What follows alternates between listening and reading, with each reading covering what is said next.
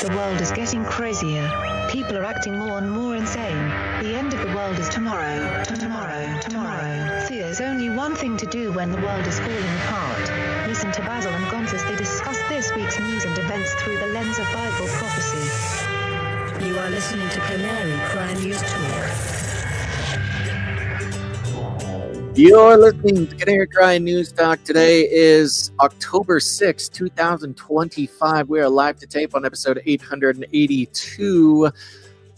And today, Tower of Sora, signing on from Off the Grid, Razzle Dazzle. I'm your best buddy, Basil. You're not crazy, and I forgot to send the text, and I just sent it now. Go, text. Ride like the wind.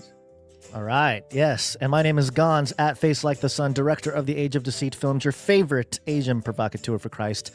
Live to tape from the metaverse to bring you the best news, which is the gospel message of Jesus Christ, while reporting the egregious with a well-rounded, biblically grounded take on world events. It's Monday. Gary, what day is it? Ow,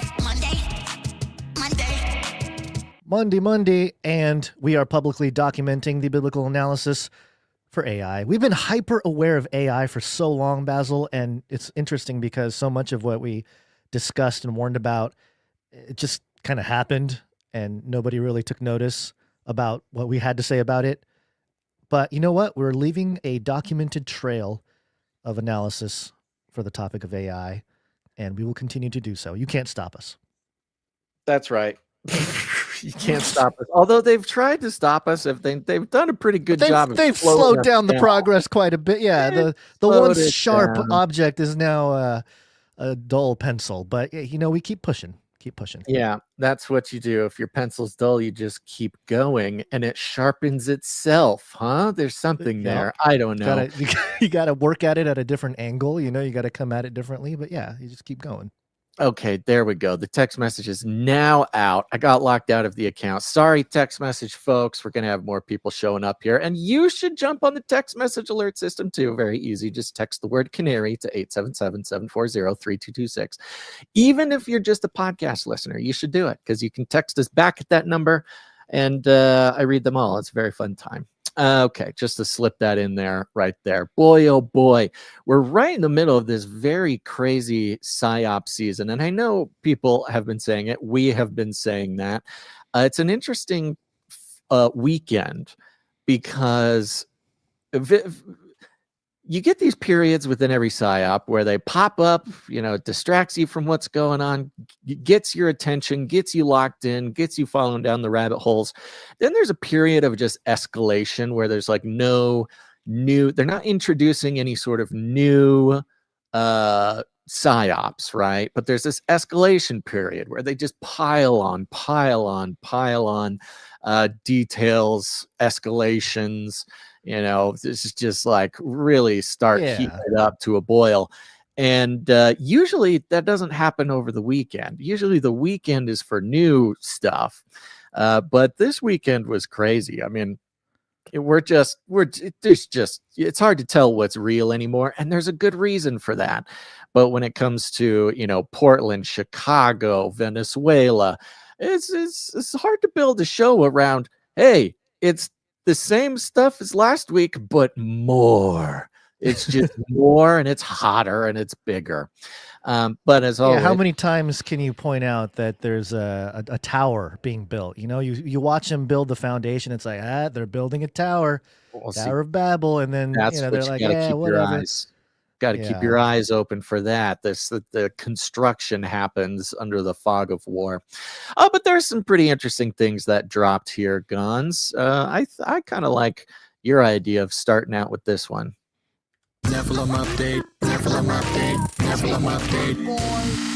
And of course, aliens. We were made by the aliens.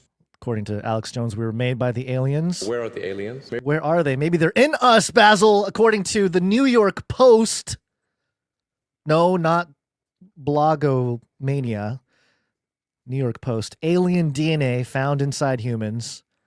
It was inserted into our genes. Bonkers new study claims. I like bonkers. I think that's a great way to.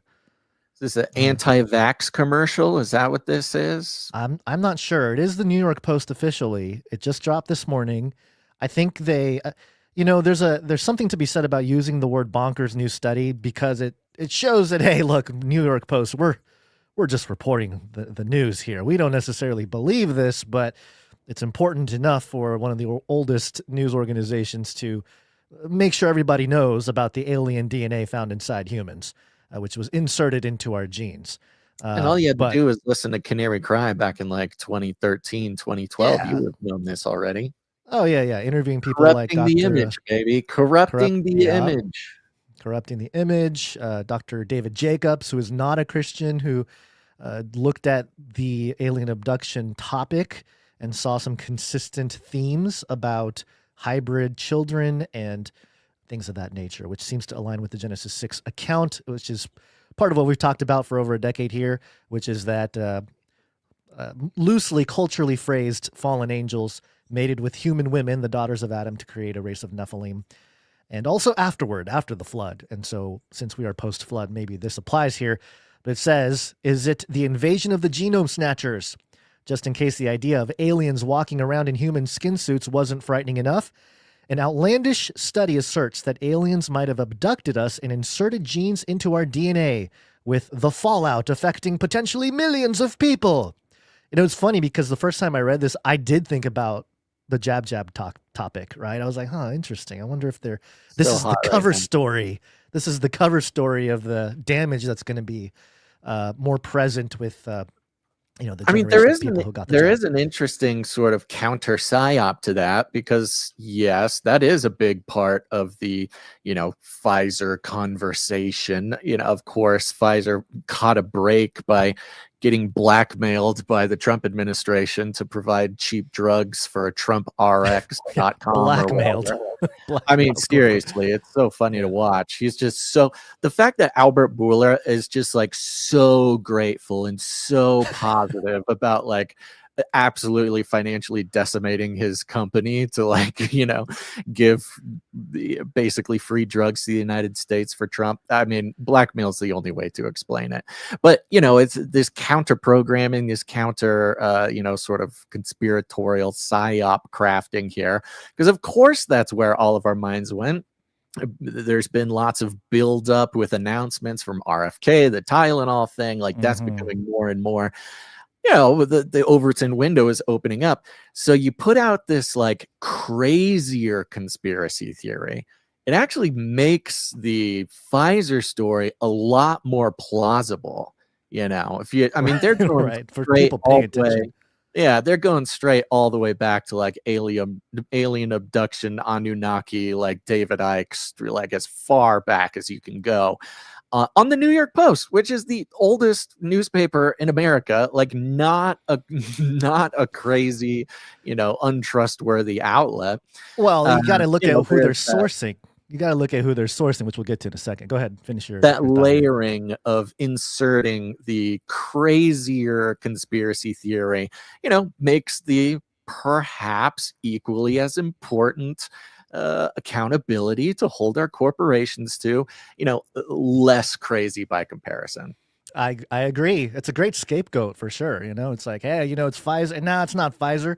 Check out what these aliens are up to. It says here, quote, humanity may be undergoing genetic transformation, end quote. Lead researcher Dr. Max Rempel, the founder and CEO of the DNA Resonance Research Foundation, told the Daily Mail of the study, which has yet to be peer-reviewed. Okay, so New York Post is sourcing Daily Mail, which in itself is some interesting commentary if you've been around the show for a long time. But this idea of humanity undergoing genetic transformation, that is not unfamiliar to any of us here.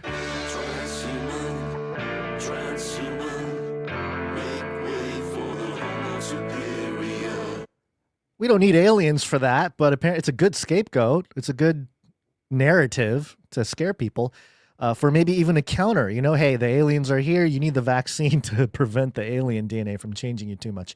Rempel came to this far-fetched seeming conclusion by analyzing DNA from both regular people, whatever that is, and those who have claimed to have been abducted by aliens. This comes following a spike of UFO sightings over the last year, making many fear that we are on the verge of some not-so-friendly close encounters. The scientists specifically analyzed 581 complete families from the 1000 Genomes Project, discovering large sequences of DNA in 11 families that didn't appear to correspond to either family. 11, you huh? say. 11. That's Interesting. interesting. Yeah. Okay. These genetic aberrations entailed a bundle of 348 non-parental genetic variants. As the subjects were born before 1990, this ruled out gene editing technologies like CRISPR, which only emerged in 2013, which I thought was weird. It's like, okay, so let's just ignore 23 years between 1990 and 2023. Is that because they weren't old enough to put their DNA in a database? Oh, gone. something? Even better. I think that's 33 years, not 23 years. Is it? Whoa. 1993, No. 2023? No, 2013. Oh, you said 23. Okay, yeah, that is 13. 23 Yeah, years. 13. Rempel also analyzed Wait, 20. that is still funny though. It is funny. 23. 20. Oh because of yeah, this 23. next sentence. Yeah, Rempel also analyzed 23andMe, resulting from individuals who self-identify as alien abductees, discovering that some families showed evidence of non-parental markers. Wow. So, I mean, how many There's people an do you think? alternate explanation for non-parental markers, but I hear you. Yeah, you got to get that meme of that of Sukalos saying aliens. It's all aliens. Yeah, and it's interesting that the databases from self-identified alien abductees. So that in itself is very fascinating. If this evidence is confirmed to be true, the alien prober feels that, quote, it could be possible to detect which humans carry alien DNA, essentially identifying hybrids, end quote. In other words, like the premises of every sci-fi flick, from Invasion of the Body Snatchers to They Live, the aliens are already walking among us, camouflaged our genes, per his theory. The extraterrestrial enthusiast even claimed that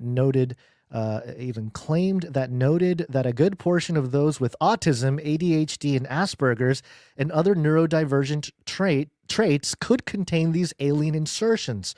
Although he noted this is speculation at this point. Interesting. It's not the Tylenol. It's not the Tylenol. It's not the vaccine. This is propaganda from Big Pharma. This is Tylenol pushing back against the narrative. Well, I mean, seriously, though, this is very interesting thing, because at least in the eyes of maybe the mainstream or establishment, whoever might, be kind of deploying these different psyops in one way or another, the idea that autism, ADHD could be caused by some sort of medical product is considered the conspiratorial, tinfoil hat, wacky thing to think.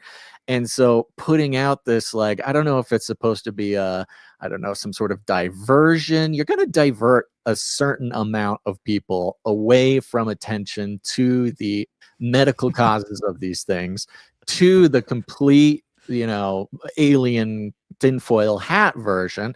It's splitting the group a little bit more, and getting rid of, maybe not getting rid of accountability, but diverting accountability to sort of human corporate sources of these things.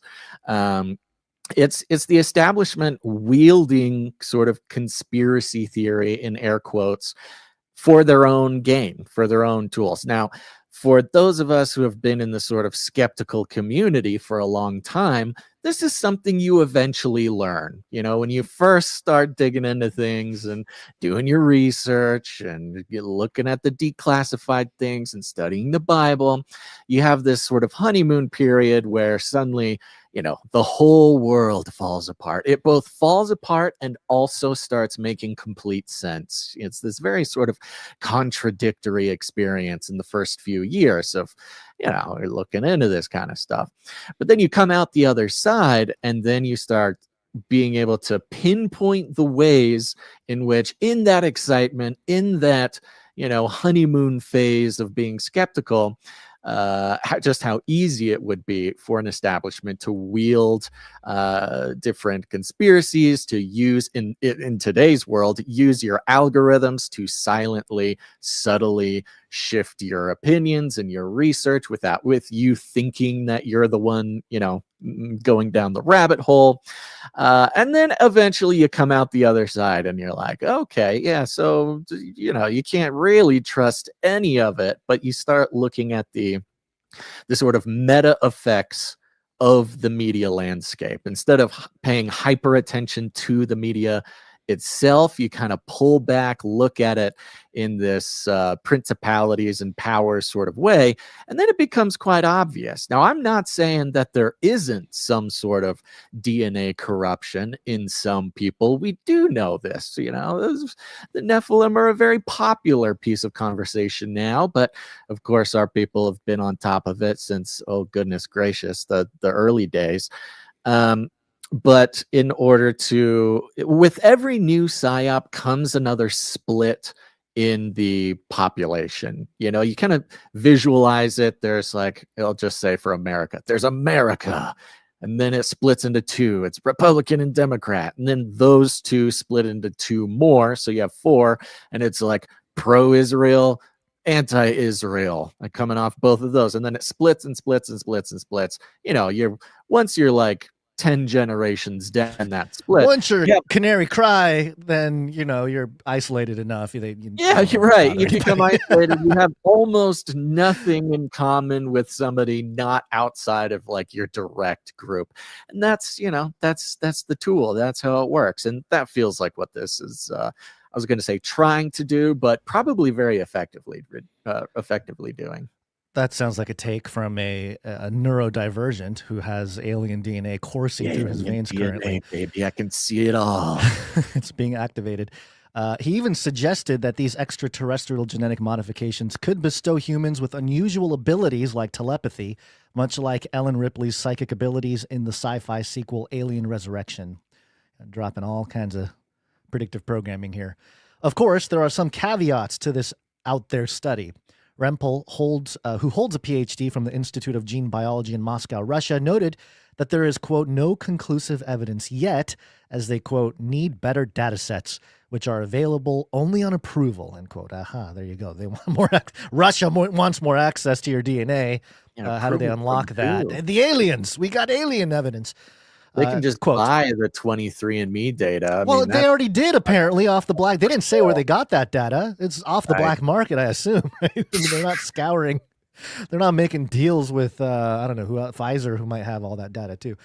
Quote, that takes time and effort, said the scientist, who added the current commercial genotype servicing, which rely on array-based data, aren't precise enough to support such radical claims. Instead, he advocates for next-generation sequencing, NGS, or whole genome sequencing, WGS, which can detect novel variants with much higher resolution. So, of course, this always requires more technology, more funding.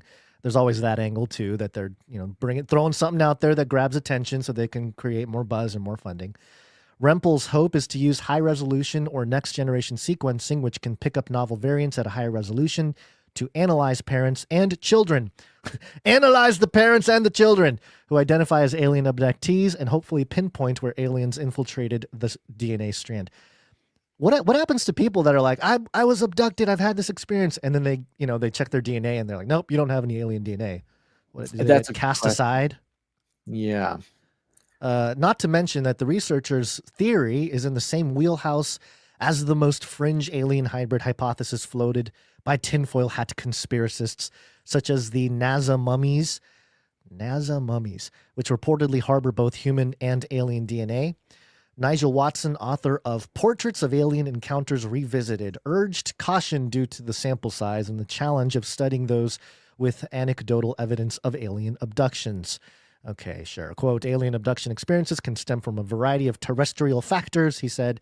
Quote, we need to carefully verify these accounts before drawing conclusions about DNA. Nonetheless, Watson believes that further genetic research on volunteer abductees is needed and could potentially prove as, quote, world-shattering as discovering a flying saucer. In the interim, Rumpel believes that possible, quote, alien hybridization could have major implications for the future of humanity. Oh my gosh, groundbreaking, breaking news. There might be some implications for the future of mankind if there's an alien hybridization program going on. And the final quote here. The last sentence of the article is the best, okay? This is the best. I love this. Yeah, this might tip their hat a little bit. Quote, we need to consider how much alien hybridization is healthy for the planet and which alien races we might give priority, end quote, he said. It ends with this crazy quote.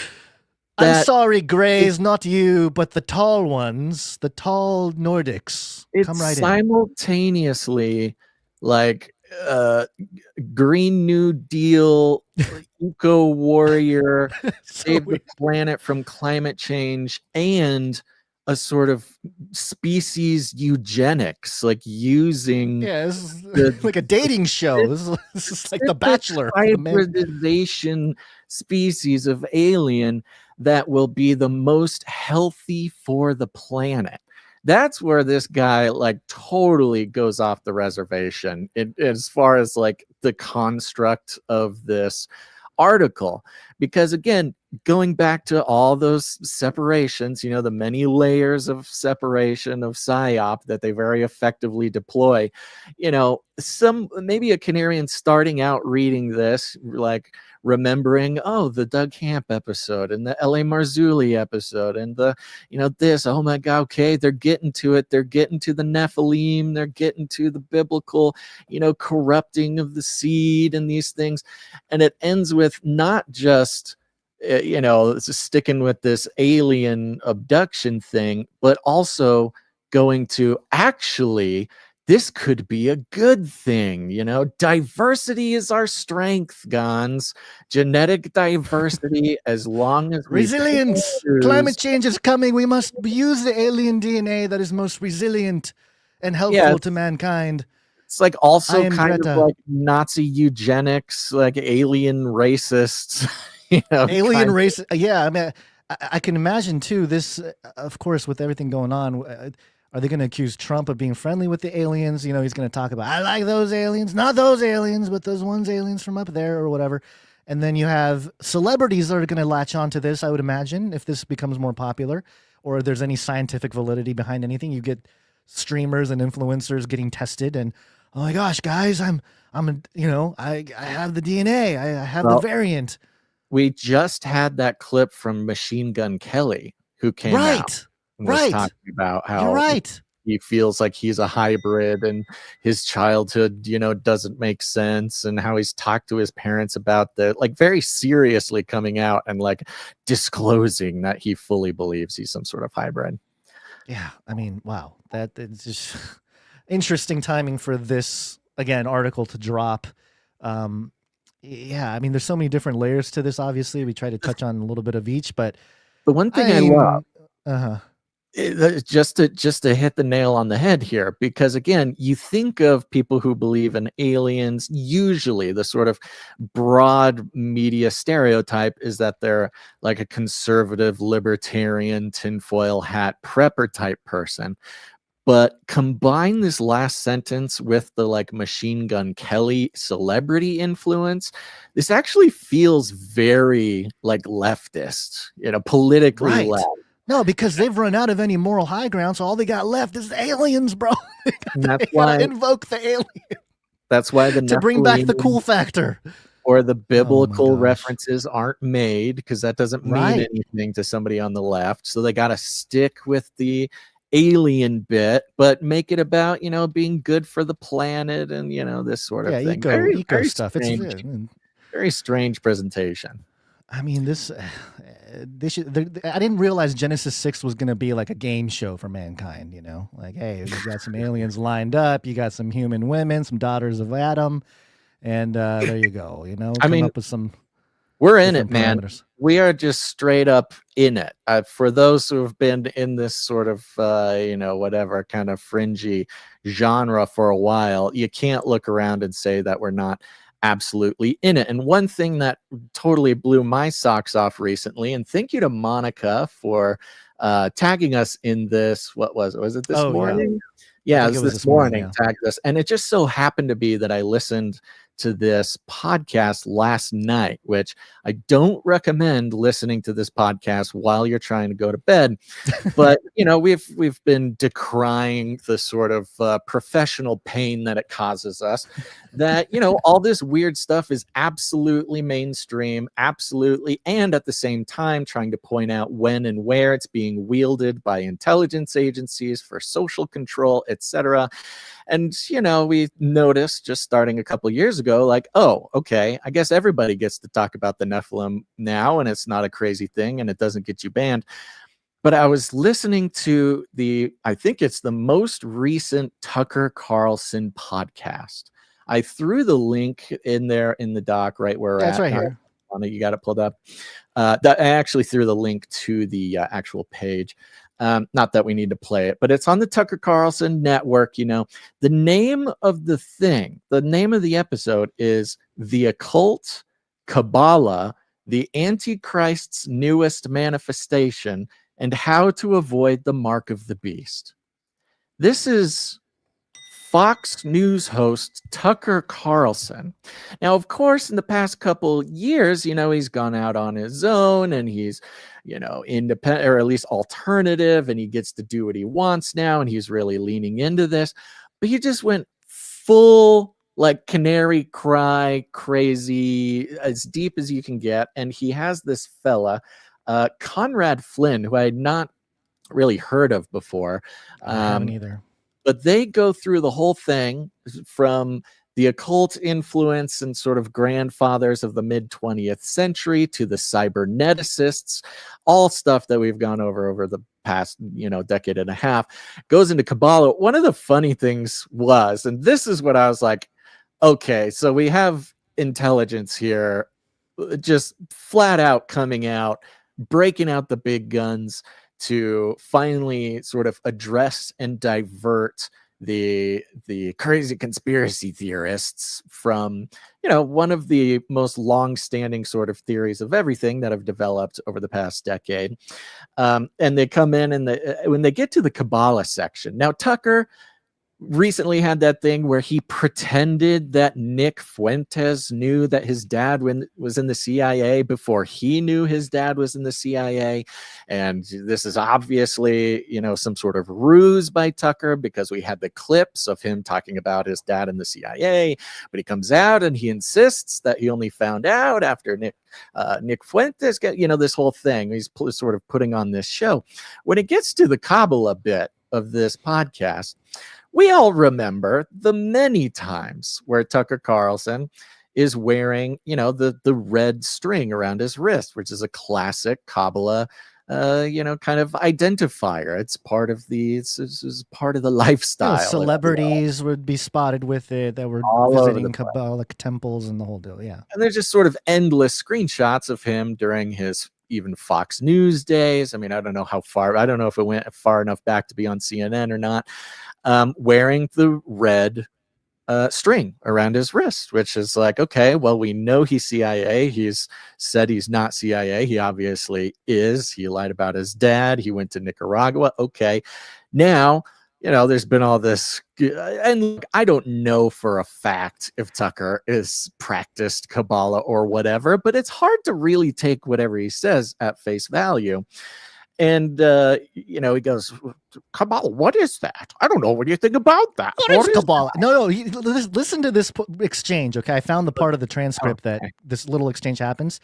I don't have I didn't clip it, but so they're talking about this thing. This is Conrad Flynn. Yeah, and so this idea of... Oh, sorry.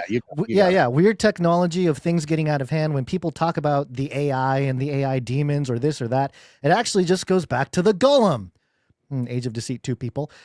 The Terminator movies are essentially about golems, man creating a creature, the creature breaking free from man and killing them.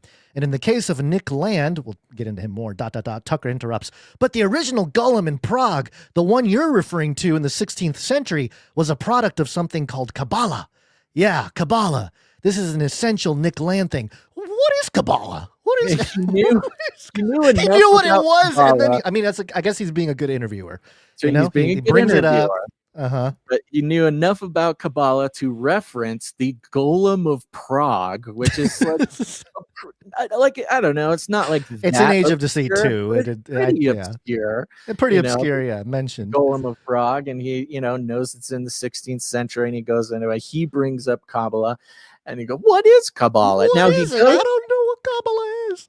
And now those who are listening, who've been paying attention, you're like, okay, Tucker, all right. you don't know what Kabbalah is, okay. And he knows, okay, he knows what's out there about him, because he immediately goes to the red string, of which is, has been pointed out for a long time, many years. And he goes to, I don't know what Kabbalah is. I have no idea. My dad, he references his dad in the CIA. He says, my dad, who was a newspaper man, wink, okay. You mean a newspaper man? He calls his dad a newspaper man, which he did. That's a nice euphemism for propagandist, really? Or his dad was a newsman, but he was a CIA, asset in the media industry. My dad was a newsman, and he gave me a red rubber band I need to find that part. from the newspaper printing whatever factory, and he would wear that red rubber band around his wrist because his dad gave it to him. He wore it for years. I mean, I don't know how long it takes for a red rubber band to like get old and break, whatever. I don't know, but here we go. Yeah, we found it. So Conrad Flint's talking about Jesus on the cross as a tree. He's talking about everything is a tree, right? Even the plagues in that takeover in Revelation are just the plagues that ancient Israel found under Pharaoh. So the Bible, the Bibles, it's about the trees, and they talk about some stuff here that we'll get into later. They mention Aleister Crowley. They mention Nick Land, which I think we're going to save for some other stuff. And then it says, are you familiar with that? The symbol of that, like the tree, the Kabbalah tree? Tucker Carlson says no. And Conrad Flint says, I probably should have printed that out too. And then Tucker Carlson says, he just comes in, I wore a red rubber band from a newspaper on my wrist for most of my life, given to me by my father just as because he worked as a newspaper or at a newspaper. And I've been accused many times of being in the Kabbalah. I don't know how to pronounce it. I'm an Episcopalian to research. I don't know if this I don't know if the translation is correct. It's something like that, and then basically what it is. So he goes on to say he doesn't know anything about Kabbalah. Yeah, he says I don't know anything about it. I go straight to this. You wore a rubber band for your whole life that your dad gave you. I mean, okay. I mean, you could even see a world in which his dad gives him the red bracelet, this Kabbalah, whatever, whatever. Right, but it's another example of Tucker Carlson, like, recrafting his entire life, much like when we saw denying that his dad worked for the CIA, where he previously had referenced his dad working in the CIA, but he's like kind of recrafting this whole thing. So is Tucker Carlson, we know the CIA connection, kind of seems like some sort of Kabbalah connection, and which would make sense because then he's bringing this guy, what's his name? Conrad Flynn. Now, I don't know for sure. I have not dived in. It was just last night I heard it, so I haven't been able to dive into this Conrad Flynn guy. He gave the impression, and I don't want to put words in his mouth, but I believe he basically, paraphrased, said that he's not necessarily like a believing Christian, but that he's just, this is his area of research. Now, the guy is actually very impressive. His research, he's got it laid out. He's a good speaker. He lays the whole thing out from beginning to end throughout the whole podcast. Basically took 14 years of Canary Cry research and put it into an hour and a half podcast or whatever. And it's actually everything in there. I'm like, I'm just thinking, oh my gosh, I cannot believe this is on Tucker. I cannot believe this guy is like nailing it. And he comes at it more as like in sort of the like occult researcher, theosophical kind of, here's the occult data. He never really, jumps into anything about the gospel or anything like that. But you've got Tucker Carlson, the son of a newsman CIA guy who denies the attachment to the CIA, denies the Kabbalah, but also found like this perfectly crafted, non-Christian, very thoroughly researched guy to come and lay out the entire theory from start to finish in an hour and a half. I gotta go back and listen to it again. And you know, one of the big part of it was Antichrist, the whole Antichrist conversation. We just had the rapture event or whatever. Yeah, no, but, Basil, I mean, he talked about Crowley and Lamb.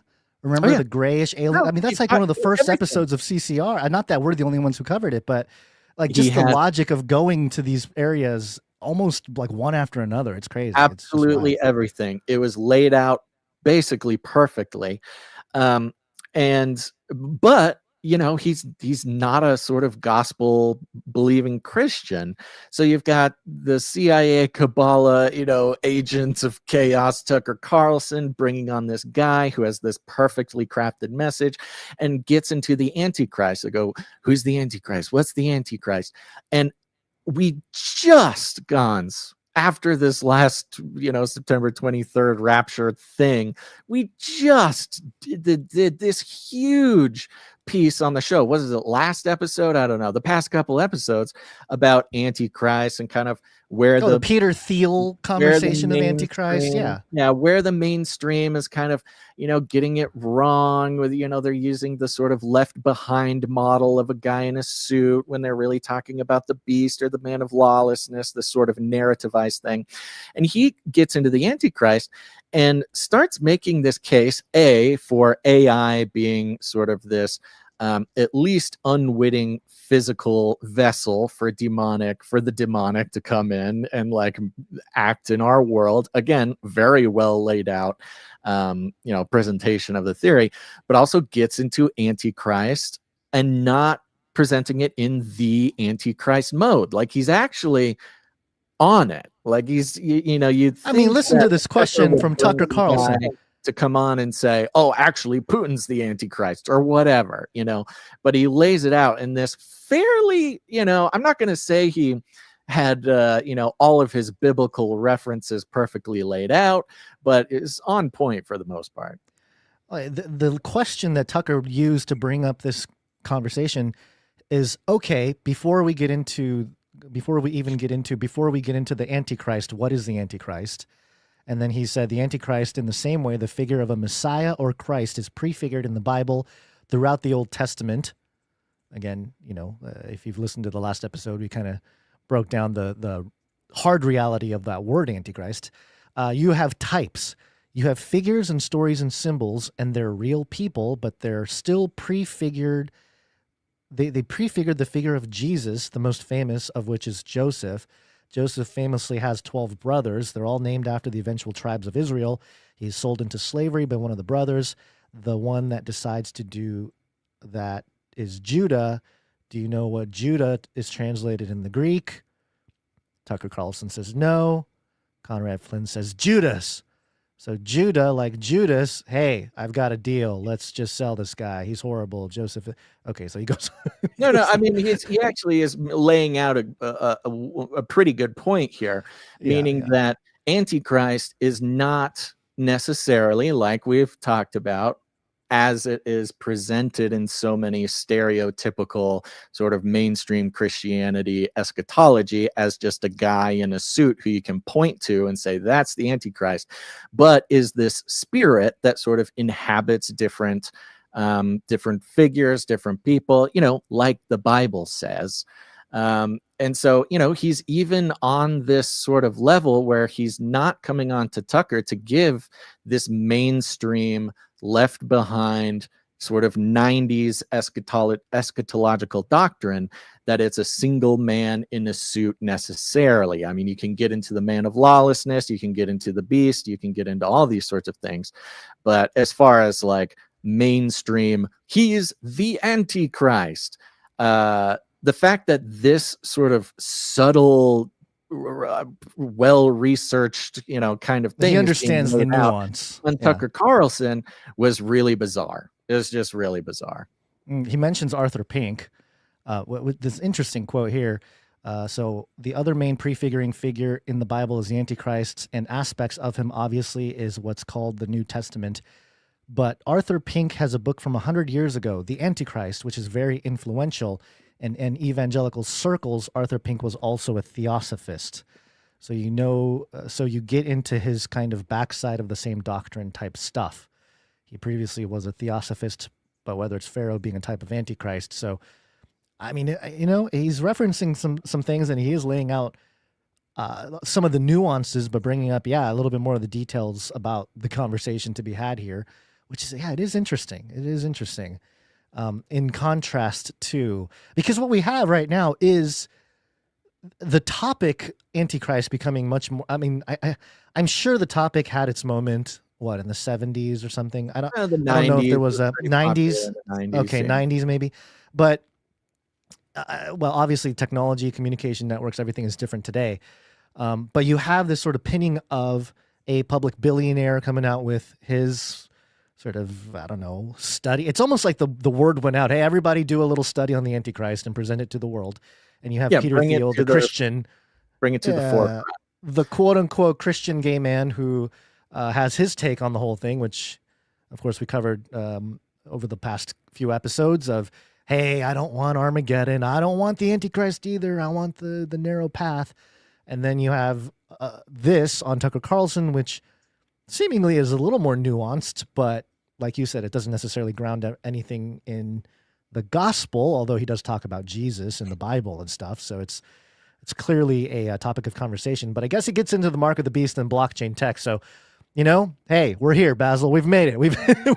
We're finally at the part of the conversation on Tucker Carlson where, mark of the beast, blockchain, it's all part of the discussion. I believe they even mentioned the word ledger in this regard. Let me see if I can find that keyword. Yeah, no, he basically straight up comes out and says, and he tells these stories about how, now this guy, okay, if I can remember correctly, don't quote me, I'm just going from memory here, but he's actually not nobody. He is the grandson of basically his entire family is a Hollywood family, like very famous actors. His grandfather was a very famous actor. His uncle was a famous producer. His, mom was whatever. Check out his jawline. I mean, that is a Hollywood jawline. A Hollywood jawline, right? Yeah, so he, part of the way that he presents himself as a credible, person is like he's in the Hollywood scene, like his whole family is, this is the community he's grown up in. And one of the main points that Tucker and he start out with was Tucker being like, oh yeah, we always knew that there were Satanists or wizards or black magic, and you go, maybe that guy's one, or like, oh, but it's just a word we use to kind of describe bad people or something. And he gets into, and Tucker kind of comes into, he says, well, now I know that there's actually a lot more actual literal Satanists. And he goes, yes, I'm from Hollywood. I get they're everywhere. It's basically the like national religion of Hollywood is actual real occultism or Satanism or whatever. And it's kind of ironic because this Conrad fellow is of Hollywood in the same way that Tucker is of the CIA. That's like the whole world in which was brought up that clouded his vision. Now they both claim that they grew up in those things and the veil has been lifted and now they see differently. And I pray that is the case, but it's also, you never know. So anyways, there's a lot of really interesting stuff in there. Yeah. Just to wrap up one more thing. I did find the part where they are talking about blockchain technology. Here's the quote from Conrad Flynn. He says, so he's talking about VCs, and he was joking, like half joked about the mark of the beast with some of these guys. And he said, well, a lot of Christians believe that the COVID vaccine is the mark of the beast. And I said, it's probably not true. I said, but something I've heard, something that sounds a lot more like it is blockchain technology. This is like his interaction with VCs in Silicon Valley. And he's talking to Tucker about this. So he says, I said, but something I've heard, something that sounds a lot more like it, the mark of the beast, is blockchain technology, which is the technology we'll all be using in a few years for financial transactions, among other things. Everything's written and recorded, and every kind of transaction is written and recorded on it. And these VCs, they go, what's the mark of the beast? So I tell them about the book of Revelation. They go look up Revelation 13, and they go, huh. And so I hear back from them later, and they said, yeah, we talked to some of the other big people in Silicon Valley about this, recognizable people. And he said, well, what's the book of Revelation? What's the mark of the beast? And some other big dogs looked it up, and their reaction to that was, huh, that sounds like what this is. It was not, Tucker. That sounds crazy. Or I'm not religious, or what we're working on is so strange, but the Bible is an old book. We have nothing to worry about there. The reaction was, yeah, that sounds exactly like what the blockchain tech is. So that was the beginning of me kind of stumbling into a strange story about modern AI tech and stuff like that. So he stumbled into it from personal experience, Basil, not from some obscure podcast. When he brought or whatever, who he was with or where he was around, when Revelation 13 was presented to the big Silicon Valley guys, they looked at it and just said, oh yeah, that's exactly what we're doing. That's it. That's what we're doing, which is like, and he didn't give timing on when exactly he did that, but it's interesting if that sort of correlated with the same time that maybe Peter Thiel started getting really obsessed with it. They mentioned Mark Andreessen's Joe Rogan interview. That was what, a year ago? I think it was a year ago. Yeah. And he started bringing up some of the biblical stuff and Christian stuff in that context too. So, yeah, well, I mean, here we are. I'm at least I know that people tuning into this show are likely equipped to deal with this, to talk to people about it and know what it is, That is kind of my whole vibe for today's entire show. I kind of mentioned it, the resolve, in the email, which is like everything that's going on around us. It's almost sort of eye-rollingly sort of too perfect. Again, the last couple days, Gons, I've been sitting there trying to go to sleep, being like, it is just too much that all of this stuff, our careers could have taken much different directions, Gons. Both you and I, we did not grow up planning to become weird fringe Christian podcasters, at the perfect time, getting started, like at the only time in history when you could probably actually, build something and have it go. But considering we built the entire thing around just the most obscure of the obscure kind of topics, and then to 14 years later, having it be the number one most, podcasted about genre of research is sort of freaking me out a little bit. And I think it's freaking you out a little bit too. And so, it is, on one hand, it's kind of, we're looking around being like, oh my gosh, it's all happening. This is exactly what we've been talking about. Like that alone, the experience of being here is very like, okay, stay calm. All right. But the fact that it's like, I mean, how in the world is the, simulation just plugged directly into this podcast? I don't know. And then part of me goes, well, what the heck? Why aren't we on Tucker or whatever? And then I take a breath and I go, thank God we're not on Tucker Carlson. God, I do not need it's so true. It is. I don't think there are many people who understand this emotional roller coaster that is sort of the cards we've been dealt, I suppose. But yeah, the one, I'll just mention it because I don't want to go down the whole thing because I did, and I think I went into some kind of psychosis. But in the interview, Conrad Flynn mentioned something. He says that there's a book by Nick Land. Now, I've never heard of Nick Land, but apparently he is big in the foundational stuff with AI is sort of a religious thing. Yeah, I mean, maybe I've come across him before, but I don't. Cyberneticist type. Cyberneticist, right. There's a lot of cyberneticists. But he had this thing, this project, which was from like, I believe in like the mid 90s. It allegedly ended in the early 2000s. It's called CCRU, and it stands for Cultural Cybernetic Research Units, which is a group of academics that are looking at whatever. It says, according to Conrad Flynn, they were very much based off of Genesis P's Temple of Psychic Youth, where the ideas come from Burroughs, which is used in modern tech for full occult purposes, like William Burroughs, The Occult World, and all that stuff. So and you know, you go to their website, because I did find the website, Basil, for the CCRU, and it is just straight up like the most occult looking thing ever. Like it's right.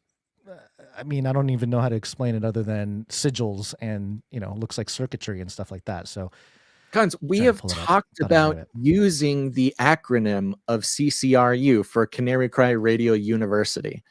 Yeah, I know. We would have had the exact same branding as this crazy occult cyberneticist institution.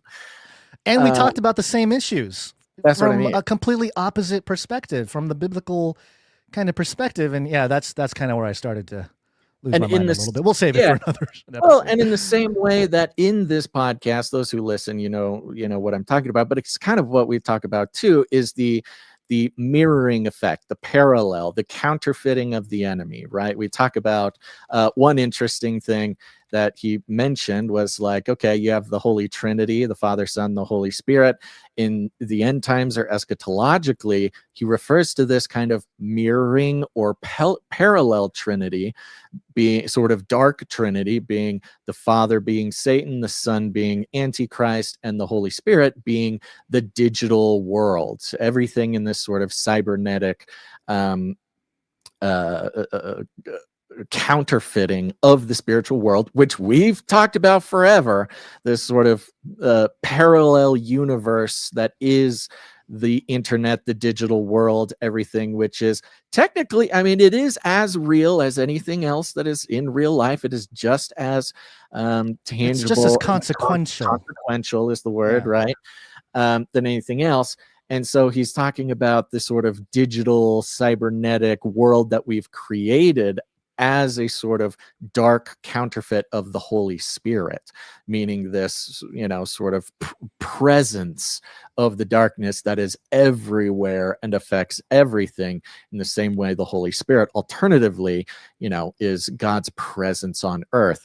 And so, yeah, I mean, it really is. So the irony of that is we're looking at CCRU and we're looking at what our CCRU would have been. They would have been almost total mirror of each other. The total mirror.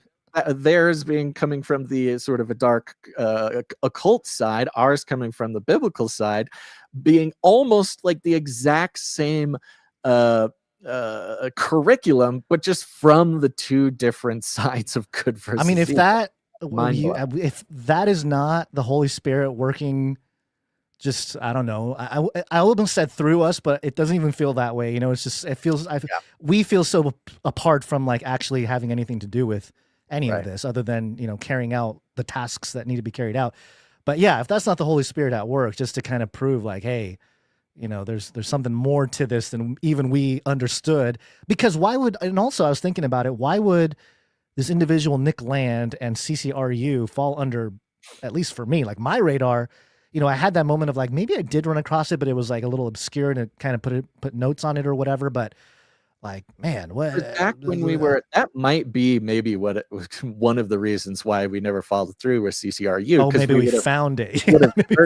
We would have, you know, checked the Google, you know, results, and it just comes up with this mirror image opposite of what we were trying to do. It's probably why we didn't end up doing it. It's possible, yeah. Okay, but, so there you go. On this theme, okay, let's kind of stick with the theme. We're talking about the digital world, this like dark mirroring of, you know, at least metaphorically being sort of this counterfeit Holy Spirit. We've talked about the internet digital world as a counterfeit spiritual realm, again, attached with sort of the Tower of Babel and man's technological quest to become gods themselves, part of godhood is creation of worlds, creation of reality, control over things around us.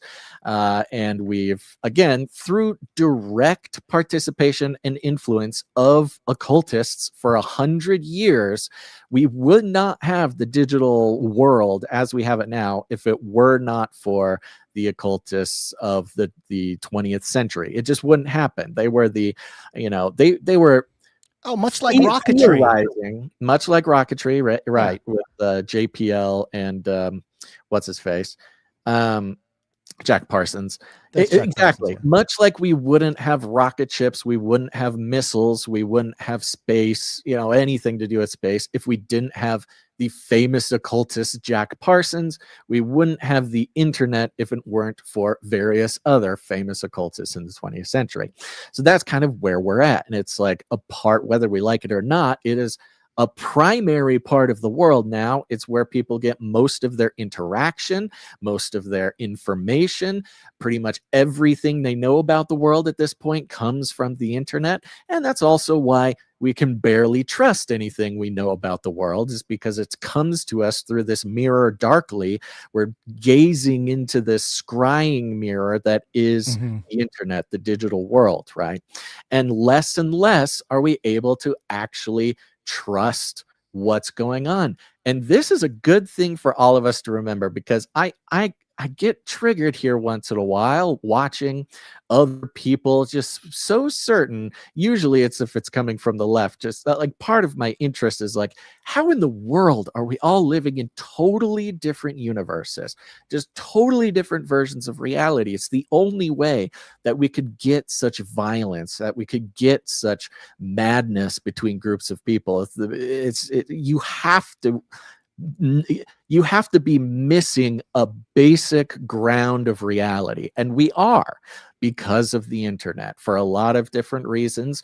Part of it is, on purpose, the human intelligences who are purposefully creating these different universes. Thank you, Tucker's family and Conrad's family, who both come from lineages of social engineering reality crafting. Speaking of trees, by the way, and family trees. And right. Family trees. Right. Yeah. But of course, now we are dealing with AI. Now, for those who have been online in the past 5 days, you may have noticed a big jump in basically our determination that we now cannot believe literally anything that we see. Over the weekend, there's been this escalation with the National Guard and ICE and Chicago and the protests in Portland and all these arrests. I mean, there's just floods everything. I cannot lay my eyes on the internet without this full-on assault of this situation going between the federal government. The mayor of Chicago is calling Chicago an ICE-free zone. I mean, there's like straight up insurrection going on. You've got the Portland police abandoning ICE, and they're getting attacked and rammed by vehicles. And these videos upon videos upon videos. And there was a video going around sort of casually coming from an anti-MAGA account, and just casually posted this, no big deal, said something like, I don't know, this is how they are or something. And for those who are listening, it's a video of what looks to be a conservative man, an American flag on his t-shirt, standing in front of what seemed to be some positioned National Guard, and he's being interviewed, a microphone in his face, and he gives this answer. The whole point of the Second Amendment is so that people can rise up against a tyrannical government, How bad would it have to get for people to actually take up arms? Basically like this, but if a Democrat was in charge. Okay, so very short, very simple, right? Saying that's why we have the Second Amendment, is to rise up against a tyrannical government. And why, when would you have to do that? What would have to happen? He says, basically all this, but just if a Democrat was in charge. Now, this is being posted to like be like, oh, look at the hypocrites. It's Look, the same, the it's the same thing. the right does want violence. You know, they're the only reason they're not violent is because Trump is in charge. They would be just as violent if Biden was in charge, et cetera, et cetera. Now, for those who are just listening, I'll just tell you, and there's a little bit of lag on the screen. So even visually, there were some things, you know, the audio didn't quite match up, at least on my side here. But it's fully AI. We already know this. I told you this. But it's getting way more difficult to tell. Now, for this one in particular, what gave it away for you? Because for me, it was the audio. There's something about the sound that AI have a generates. weird little... Yeah, it's almost like an echo or something. Yeah, it's a weird resonance to it. Yeah, there's something weird to it. But for me, it was the gun the guy's holding behind him. Because you look at that gun, it's kind of blocked in that one frame you got there. Yeah, see if you're able to zoom in on it. If you're a gun person and you see the gun that the soldier is holding, it's just this abomination mixture, like Nephilim hybrid, corrupting the image. You're talking about the guys behind him? The guy behind him, the rifle there to his right. It looks like this abominable mix of an AR-15 and an AK-47. And, you know, is that guy right here? Yeah, that one. If you're not really, you know what you're looking at, or if you're not looking directly at it, like it just looks like the guy's holding a gun. But you zoom in, and it is just the craziest looking rifle, and specifically is very humorous because it's got the lower end, the back half of an AR-15, and the front half of an AK-47. Which, you know, I don't know. I know the prompt. The prompt was AK-47 style gun, and then boom, AR, style, or AR-15 rifle, style, right? AR-15. Which, you know, is kind of it's a bit of a gun person joke because there's a big war between AK-47 enjoyers and AR-15 lovers, and so is that another gun on that guy's back, or is that an umbrella? What is going on there? Looks like he's holding it up vertically, but again, But his hands are holding it across his chest.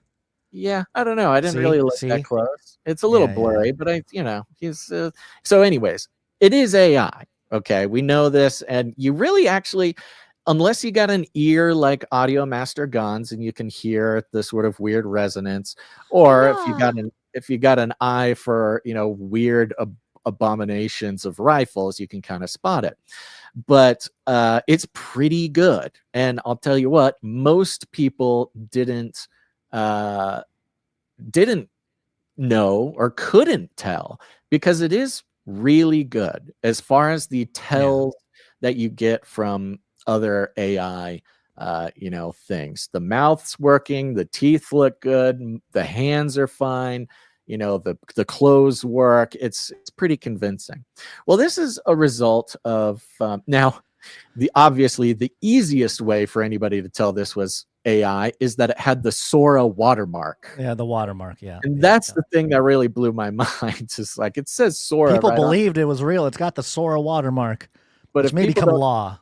But if people don't know what Sora is, that watermark could just be anything. It could be, you know, the name of the guy who made it or the gal whose account made it. You know, watermarks are not that strange. But Sora 2 just came out. Now, Sora 2 is really freaking out AI people. And I thought it would be a good opportunity just to kind of mention it and check in as a Canary Cry family one more time about really the state of where we're at and the ways we need to really be careful. Of course, we got to be careful when it comes to, you know, don't believe everything you see on the internet. At this point, just don't believe anything you see on the internet. But also, you know, the way in which we should be perceiving reality around us at all. One interesting thing about Sora 2, when it was by invite only, so right now only invite only people can see it. I know, I can't. I'm not in. What is this? They're siloing me out. This is so. We need a revolution. Yeah, here's a screenshot from somebody who did get into the invite only thing. And this is a warning that it's given you when you get started. It says, welcome to the new Sora. You're entering an AI generated world. Faces may be familiar, but nothing is real. Get started. You can share videos to Sora's feed where others can remix them and comment on them. And we may train on your content or use ChatGPT memories to suggest content, all controllable in settings. So it's connected to your ChatGPT memories, and it's built a little bit more like its own social media site. Right. And a couple things that Sora now lets you do that was not really allowed on any other AI platform. I mean, you could do it, but you kind of had to go rogue a little bit. But this is all built into the platform. You can actually upload your own likeness and allow other people to use it to create astonishingly, convincing videos. And there's certain influencers and stuff who have made their likeness be, accessible, and now there's just endless amounts of content being created with these certain people's faces, and you can do it too. Obviously, it seems like the absolute worst possible thing you could possibly do, but because it's being presented in this like social media way, and we're all sort of trained to not be, especially when it comes to influencers or chronically online people, you hear the excuse all the time, like, oh, I'm already on the internet. Oh, my pictures are already on the internet. Oh, my data is already out there, So there's a sort of disturbing amount of people who are like, I'm already in it. I'm already doing it. Okay, I'll make my likeness available for other people. And it's just a total free-for-all now. You're playing the ones, videos. Yeah, I'm playing the clips, and the thing that, the ones that are crazy are kind of, you can still tell it's not realistic, not legitimately real. It's the ones that are the like absurd ones. You got to the absurd ones are fine. Point. The ones you're playing now, it was the ones they released as the like promo, and it's a bunch of absurd stuff, like dogs doing tricks on the water or two horses riding each other, and they look great, but because they're absurd, they're less offensive. You're like, oh, it's AI. The ones. And that's the thing. There's a couple in here, and we'll get to them because they'll cycle through. There's one where there's some people playing beach volleyball, which, I mean, they look pretty convincing. But there's another one. There's one right here, the skateboarder. There's nothing about this video that's like, oh, that's AI, or this dog running through some, whatever. Some dog's a little glitchy. The dog is a little glitchy with the lightsaber thing, but I mean, or this guy doing backflips.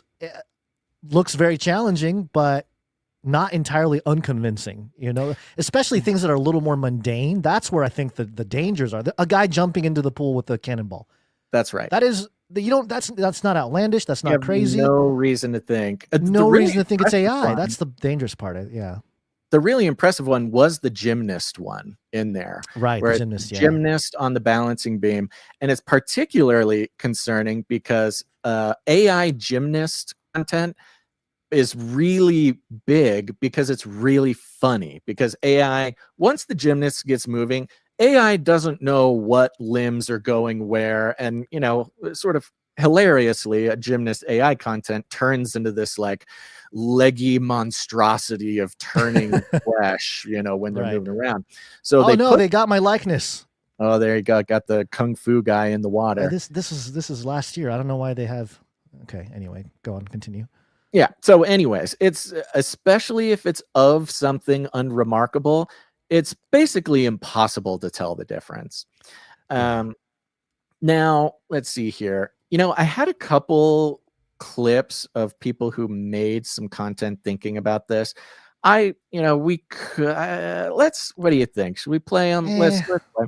I don't know. So let's try this first one. I think they're pretty. The gal, okay. Yeah, let's play the gal. I believe there's nothing inappropriate in here, but I could try to make this point. But look, she's making this point. Let's listen a little bit to what she has to say.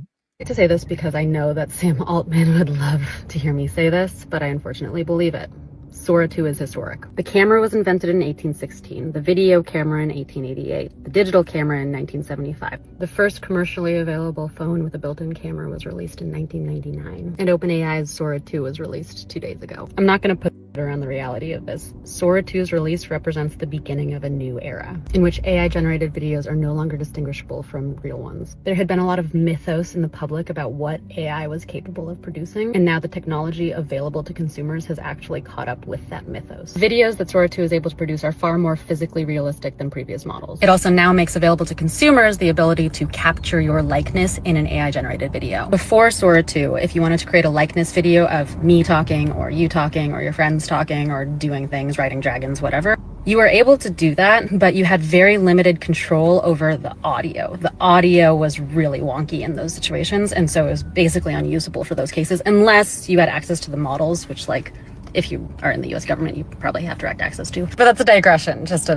little asterisk. My point is that the videos that we are seeing come out of Sora 2 just look so much more realistic than any AI-generated videos before. We are now in an era where, in many cases, even an expert in this wouldn't be able to tell the difference. And that is why I call it historic. Patanjali's Yoga Sutras was composed in around 400 CE, so over a millennium ago. And in it, line 7, it says, Pratyakshanumana pramanani. This line, again, composed in 400 CE, discusses epistemology, sources of knowledge. How do we know that anything is true? Patanjali offers that there are 3 sources of true knowledge.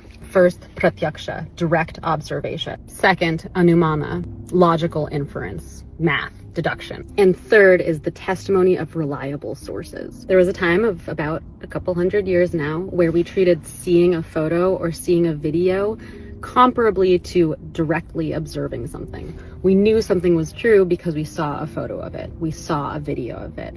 That era has ended. For better or for worse, photos and videos no longer represent direct observation of reality. They now represent something that can help us understand reality through the testimony of reliable sources. And so we are going to have to rely more on who is posting this video. Were they the ones who shot it? We will have to rely on the testimony of people surrounding the videos in order to place whether it is real. As you would expect from any intellectually rigorous philosophical tradition, this third category of knowledge was regarded as the most suspect. This Sora 2 release has a very real impact in how we understand reality, but I want to emphasize that this is not a post-real world that we are living in. For as long as humans have been around, we have been trying to make sense of what is real and what is not. Which sources can we trust and which sources can't we? This is just an evolution in that. She ends with a very optimistic tone that I'm not so optimistic with. But she talks about a Sanskrit philosophy, some Sanskrit philosophy, which is actually reflected in a lot of Western philosophy too, which is, how do we know what we know? We have direct perception or experience with something. We have logic, what we can infer, putting, what we know about the world together, and then the witnesses, third-party witnesses of something. And, we've relied on this video and photo thing for so long, and Photoshop has been around, and it's caused problems in the past, but you had to be pretty dang good at Photoshop to fool people, even up to the 2015, 2016, something like that. You really had to work at it. And Guns, you and I had to do Photoshop stuff all the time for the podcast. So we understand really how difficult it is to make something convincing. But the fact that, AI is one thing, but AI has been hilariously unreliable for video and photo creation for some time now. But a lot of people are coming to the point with Sora 2 that in mundane cases, in cases that you're not trying to make a video of something absolutely ridiculous, it can be almost impossible to detect whether something is real or not. So we've sort of moved into this era. I mean, we've been talking about it for a while. It's been building up for many years now, but it's a good opportunity with this new release of Sora 2 to just really dial in on okay, we as believers, we as followers of Christ, the truth is very important to us, and seeking truth is, one of the top priorities that we hold in trying to make our way through this earth, through this reality that God's put us in. And, specifically certain dangers come along with relying on previous models of what we can trust and what we can't trust.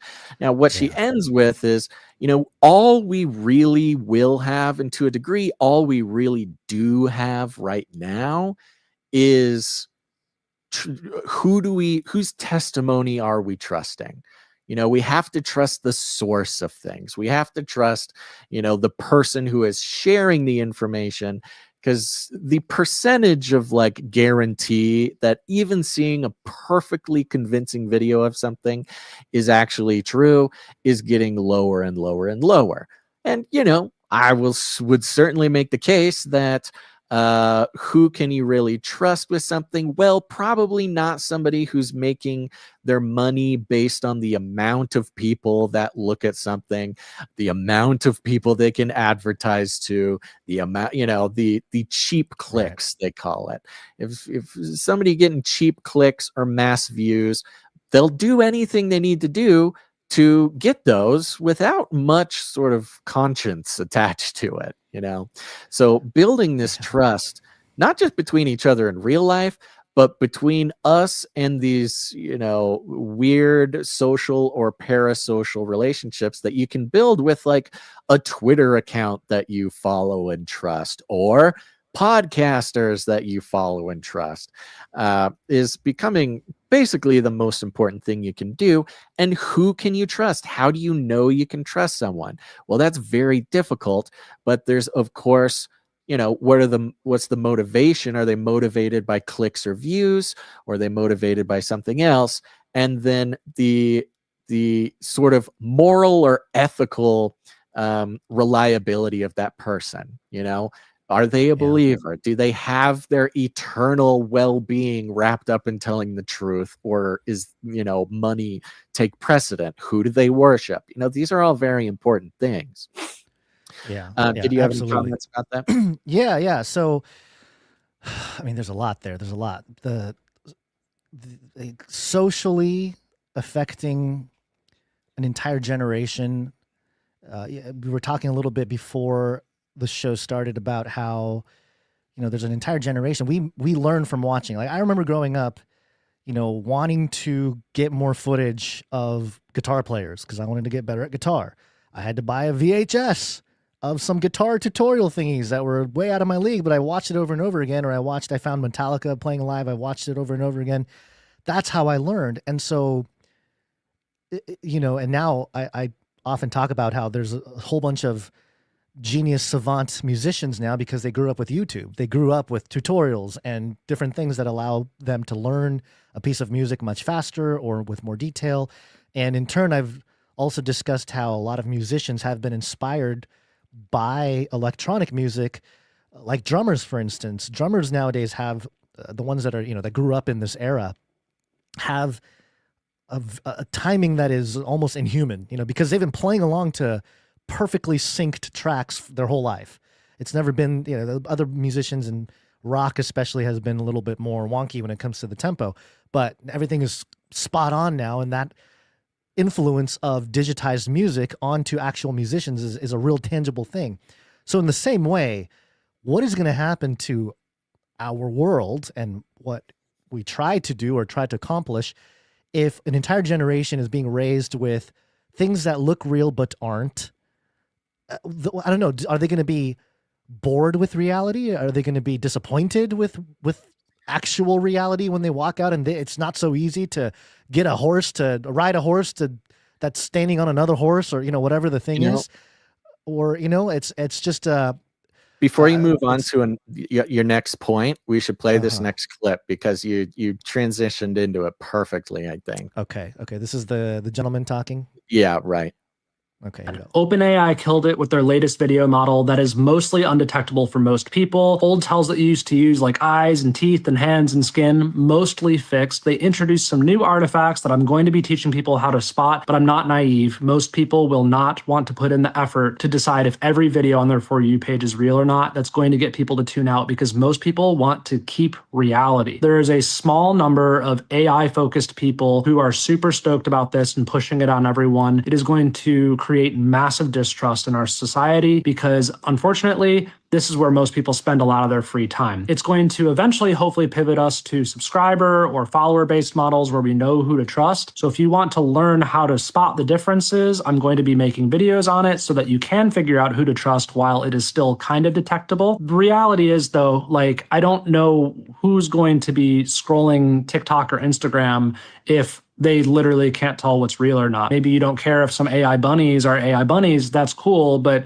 once you start not being able to tell who's human or not, it's going to become a pretty unpleasant way to spend your time. Hopefully, some more AI safety regulations are put into place, or we could just, stop the whole thing. But in the meantime, you need to start following the people you trust, because that's where we're headed. Follow this guy. You can trust him. Now, we have the Hegelian dialectic here because I think the point he makes is very on point, which is once everything on social media, if it's not obviously AI, you have to assume that it is AI and you can't trust anything. This inherently requires what we've seen the Democrats push for in 2020 and beyond, and of course what we know the establishment, even those on the right, want essentially for the power structure of society, which is they have to absolutely overwhelm and sort of bring the population to a point of despair when it comes to getting your information from decentralized sources.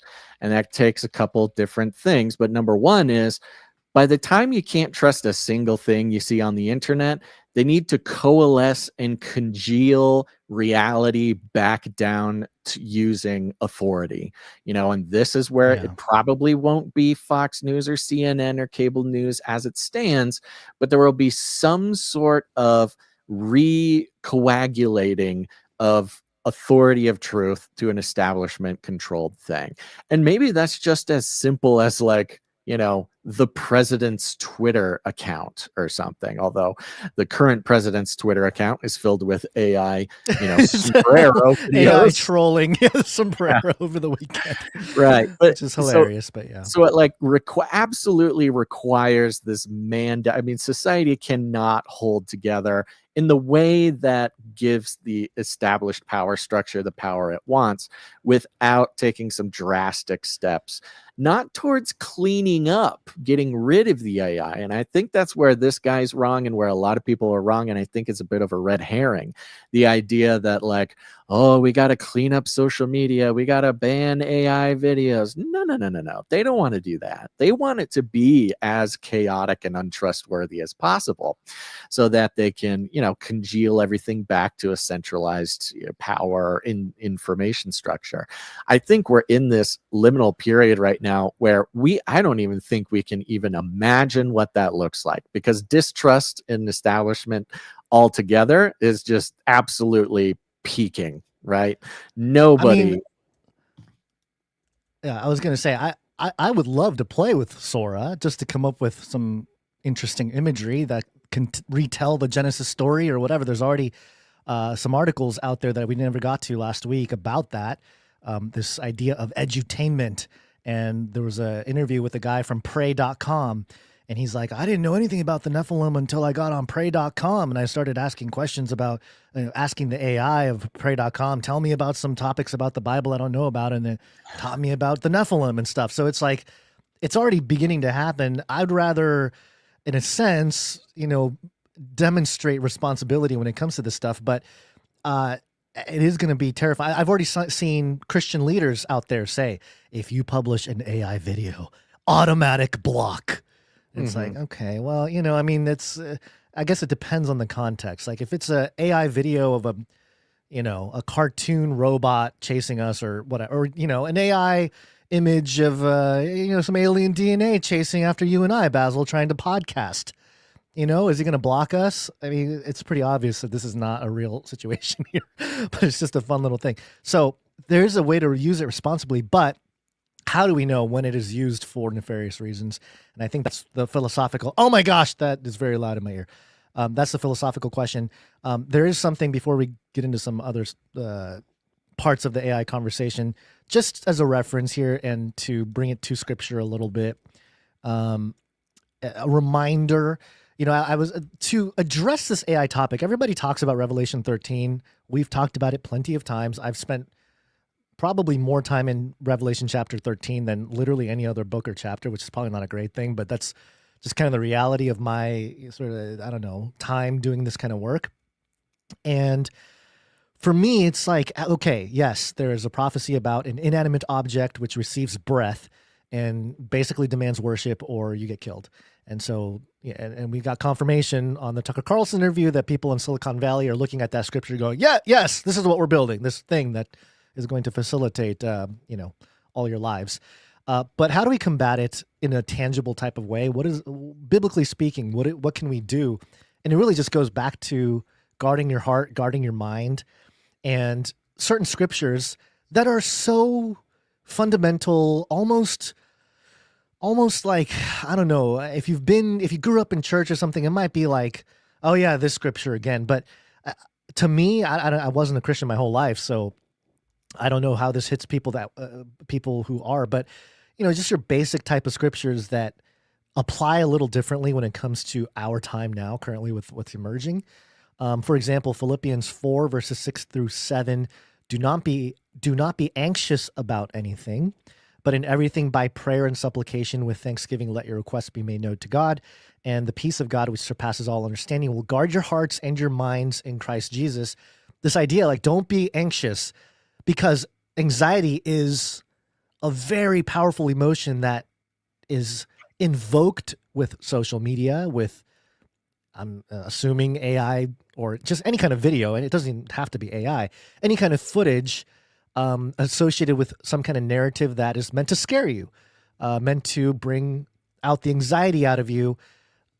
I would imagine AI-generated content, especially if it's used unethically, can very much douse the entire world with anxiety.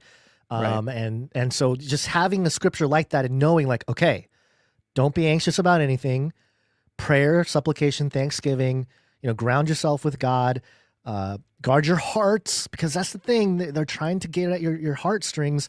That's all social media is. That's all the internet is. You talked about the black mirror, or this, sort of false reality that is presented to us, even real reality being presented to us through that black mirror.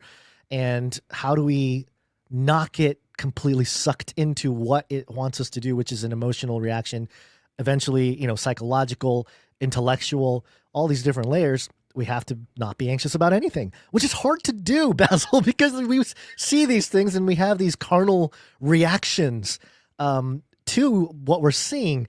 And, there's some people that are out there who have, influencer types that have had their community make all sorts of AI video and images of them doing stuff. And their commentary was, wow, I don't remember doing that, whatever it is, like mine for gold on the moon or whatever, fun AI image they made. But he, even he was like, I'm starting to kind of question, it's starting to mess with my memory, as if I actually did do that. I'm asking myself, did I really do that? Because the images start to program your experience, your history, so to speak, in not so good way if it's your likeness. If you get we have millions of pictures of ourselves, Basil, from the last 20 years of social media.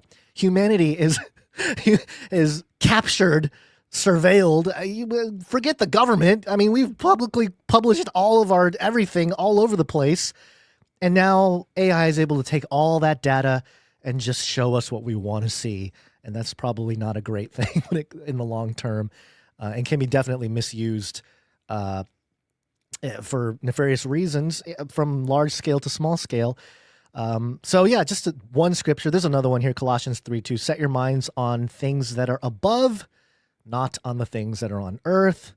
Of course, we are seeing all this stuff on the earth. And so, focusing on the things above becomes almost like the only thing you can do other than like walking outside and just living life that way and doing in real life things.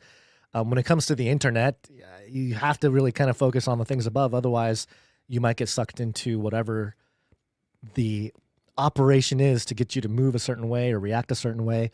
I mean, we just had the Charlie Kirk situation. I hate to bring it up, but that footage is still being analyzed by people. They're sitting there watching the footage frame by frame.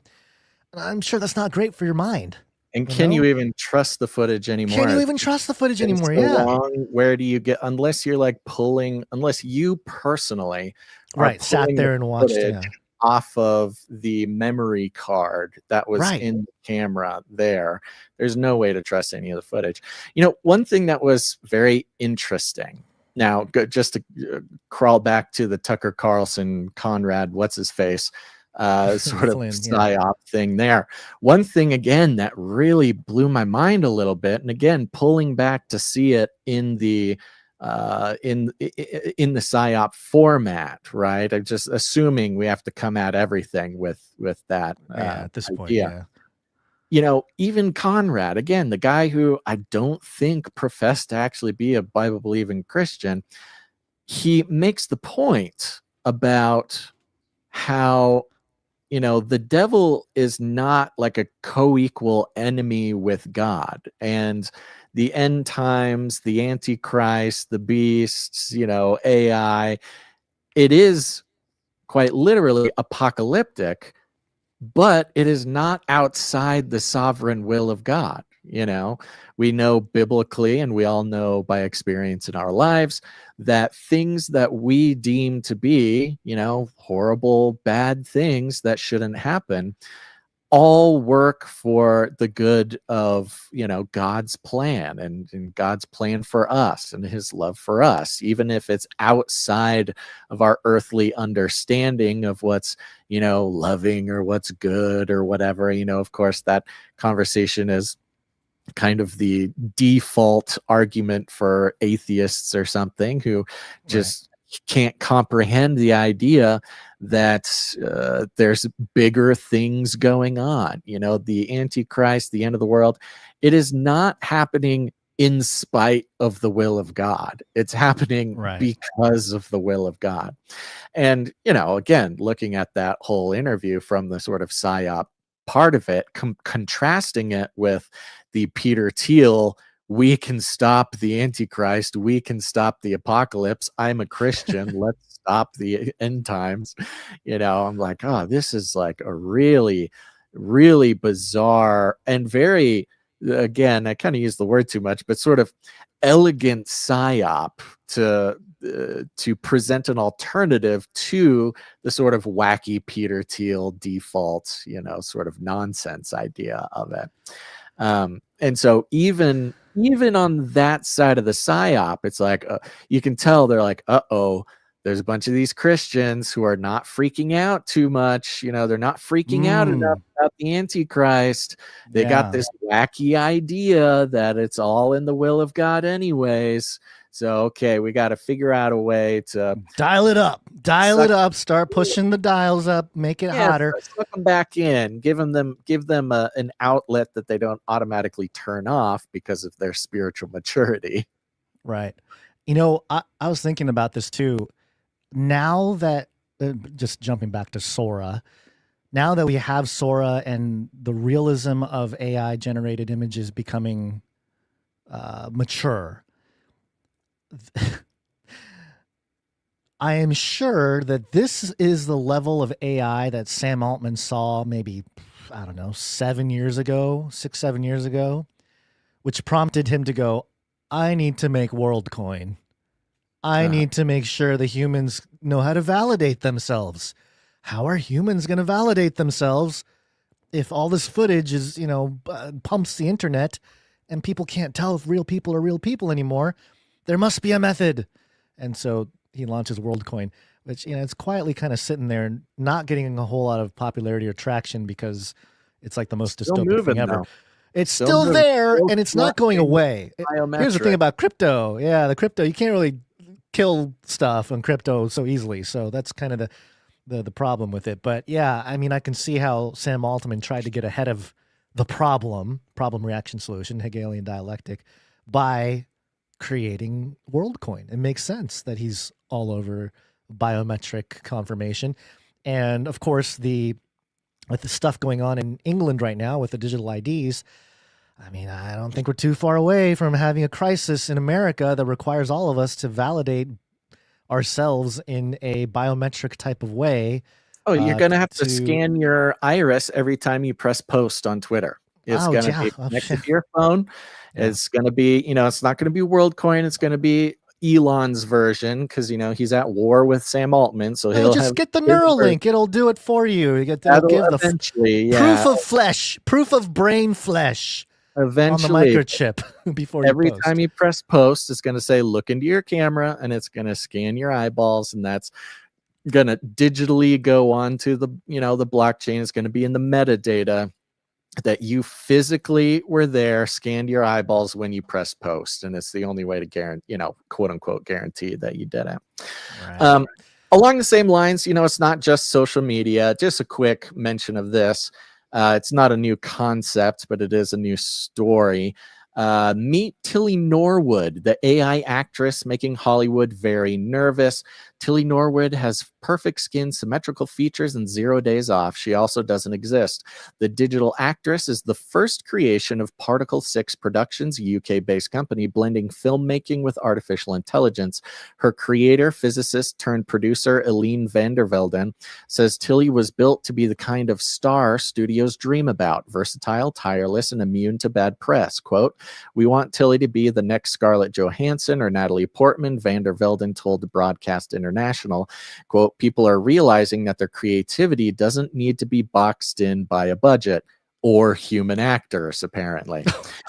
Van der Velden's team at Zykoa, the AI talent division of Particle 6, has spent months fine-tuning Tilly's face and performance using 10 different AI programs. They've released clips showing her crying, laughing, delivering lines in multiple genres. The result is unnerving. An actress who looks ready for BAFTA, but can be reprogrammed with a prompt. And it goes through the story. It was basically released on the film circuit, the film festival circuit, that this company, Particle 6, created a package, a product, which is this AI actress that can be plugged into basically, any film. And there's talk about how exactly this will look. People are criticizing the media material of her, finding some classic AI mistakes like misspelling in pictures, on posters on the wall and stuff. But as far as the actual human goes, it's dialed in pretty good. Now, SAG-AFTRA, which is the actors' unions, they're releasing statements reminding everyone that Tilly Norwood is not an actor. It's a character generated by a computer program trained on the work of countless professional performers without permission or compensation. The reason Hollywood's actually freaking out quite a bit about her right now is that after the presentation, it was so convincing. Now, think about what would have had to be so convincing, because anybody can go press a button and create a fake person with AI. But the material that they put together was so convincing that they actually had multiple talent agencies rush to basically start a bidding war to start representing this particular fake actress person. Now, of course, there's lots of problems with this. The obvious ones, actors don't want to get put out of work. They're afraid of being replaced, et cetera, et cetera. But my first impression was not the fear that this will get rid of the acting profession, but more interestingly, get rid of the directing profession. Because, you watch these cinematic AI, clips, and almost trailer-like, if you want it. Yeah. And what a director really, the director's job is to direct the actors, to tell the actor how to act. But if the actor doesn't, 90% of a director's job on set is to help the actor remember their sad childhood or something. Right. So that Invoke they're an able- emotion to be carried on the. Yeah. Yeah, work with the actor to like, no, okay, so in this scene, it's more like the sadness of your dog dying mixed with the confusion of, being in puberty, kind of weird stuff like that. Right. But that's kind of like the main sort of benefit or skill of a good director. But if, these things are just made with prompts, not only are the human actors in trouble, but a human actor could license their image. They could say, okay, give me money, you can use my face and whatever, make me do whatever you want. That's still an option. But as far as directors, it basically just turns a director into a prompt engineer. They just are involved with the prompting of getting AI. So it's, Hollywood, the big surprise is how much they actually are freaking out about this. They're talking about doing, more strikes, et cetera, et cetera. And it all comes at the time when LA is basically shutting down. There's a new round of articles this past weekend about, between the fires and COVID and this and that, basically the film industry is down about 40%. Like 40% of people aren't working. 40% of the money isn't getting spent in LA. And as far as LA is concerned, it's pretty apocalyptic for them. So it's like on that background, that sort of situation in LA, which remember, it's not all actors and directors, it's the camera people. You start making AI films, the camera people are out of work, the sound people are out of work, the editors are out of work, everybody basically goes out of work. And it's putting Trump in this very interesting situation where now he's talking about tariffing foreign made films to kind of court the LA scene a little bit. But now not only is social media totally overrun by AI, it's possible that Hollywood, the entire professional entertainment industry, goes down the toilet. It's happening much faster than sort of we expected. And yes, it is a little bit harder to feel negatively about traditionally, in the words of their own family tree, the Hollywood sort of seen satanic kind of evil, perverse, industry going down the drain. There's not necessarily nothing to celebrate about that. But, as far as economics and things, it's not a good scene over there. And as fun as sort of the photorealistic Sora 2 things are, man, Sora 2 can basically just throw together an entire episode of a cartoon perfectly together.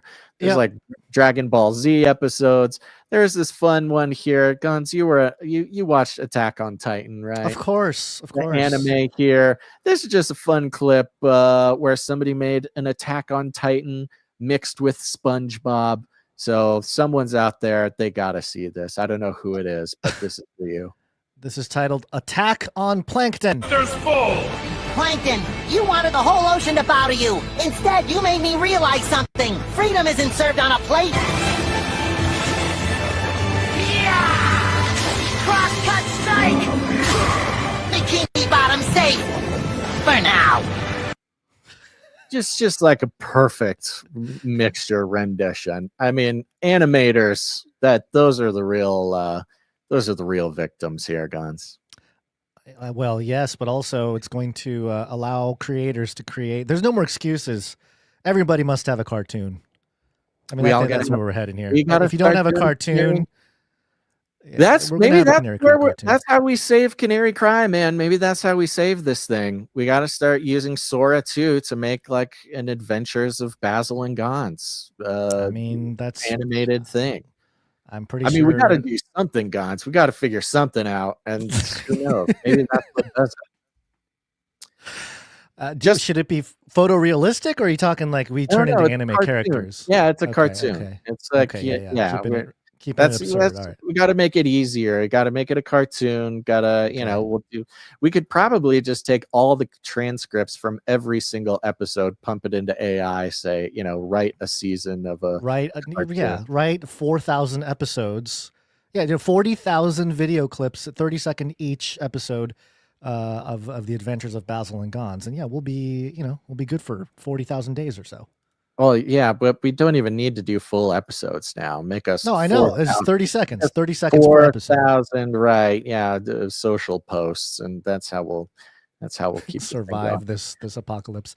On the same line here, New York Post. Did you want to take that? I was just going to mention Elon Musk announces XAI building Grokpedia to rival Wikipedia amid bias accusations. Oh, bias accusations. Elon Musk said Tuesday that his artificial intelligence firm XAI is building Grokpedia, an open source digital encyclopedia to rival Wikipedia, which the tech tycoon has repeatedly accused of leftist bias. One of the founders of Wikipedia just went on Tucker Carlson and revealed that it's the CIA basically controlling all of Wikipedia. Right. It was straight up, that's what he said. And so this Elon, in classic Elon fashion, is like, okay, we're going to make Grokpedia. Well, of course, we know Grok and XAI is just Elon's way of gathering up all the human information in the entire world and controlling reality. And Wikipedia, again, losing the faith of most people who with their eyes open. And Grokpedia will basically be a Wikipedia, but for the purposes of centralizing all human information for the benefit of AI.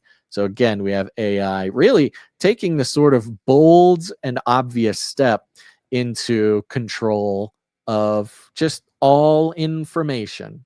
People stop using Wikipedia.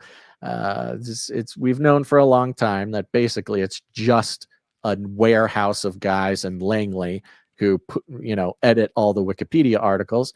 Well, in this case, you can just let Grok do it for you. Okay, we're building a new consensus reality, and its name is Elon. Oh, man, Grok is getting ready to crawl into brains eventually, and they need. It's going to be their own central intelligence. Forget the CIA. You got Elon's entire operation there, Elon intelligence operation. Okay, and it's Elon's guys that already had access to all the government infrastructure and software. So Grok already has all the national secrets. Poco Joe says, I think maybe AI is going to end the internet. Maybe people will quit. I mean, you're not far. I think there is a chance that the internet, interacting with the internet as we understand it now, will be completely dead. I mean, even for us, Gons, the art section of our show used to be, a mainstay of every single episode. There were, back 2021, 2022, the art section was filled with a half a dozen just excellent pieces of art that people would make for the show. And it really was, once AI became available enough, you'd think that we'd then get flooded with AI art.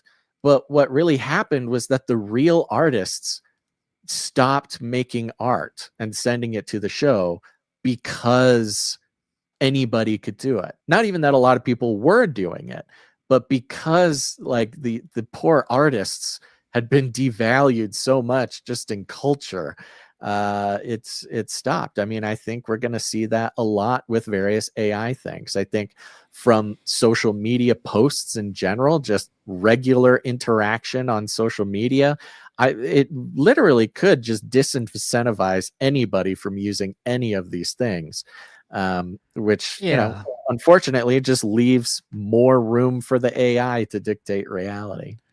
Yeah, well, I think that's going to create different silos and different hubs, but it's going to be, once you're in like a siloed thing, it's going to be difficult to discover or venture too far outside of it without, either building trust.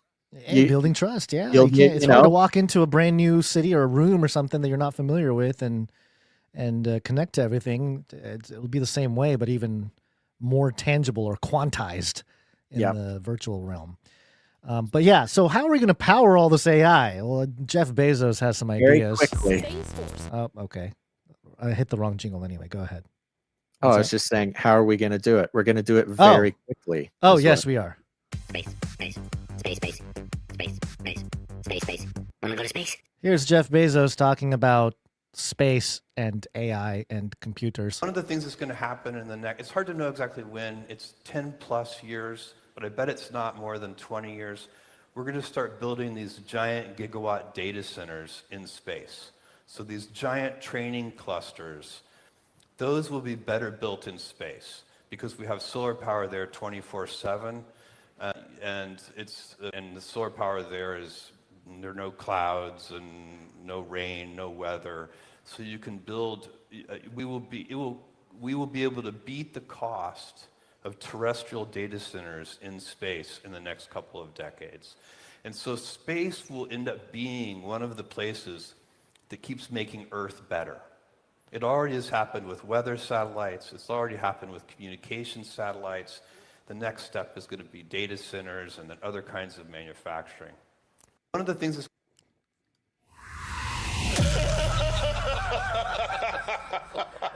Space centers. Space data centers. He's not wrong. Space data centers powering everything. Yeah, I mean, it makes sense. You can just bust one of the, you just put it in a satellite, send it up there. It barely takes any new technology to launch a series of data centers into the atmosphere. Yeah. Reuters reported on it, data centers in space. Jeff Bezos says it's possible. And of course, this comes at the heels of a few pieces of news that we covered recently. Over the summer, a quantum computer goes to space. The computer now orbiting Earth on a satellite demonstrates the technology is workable in space.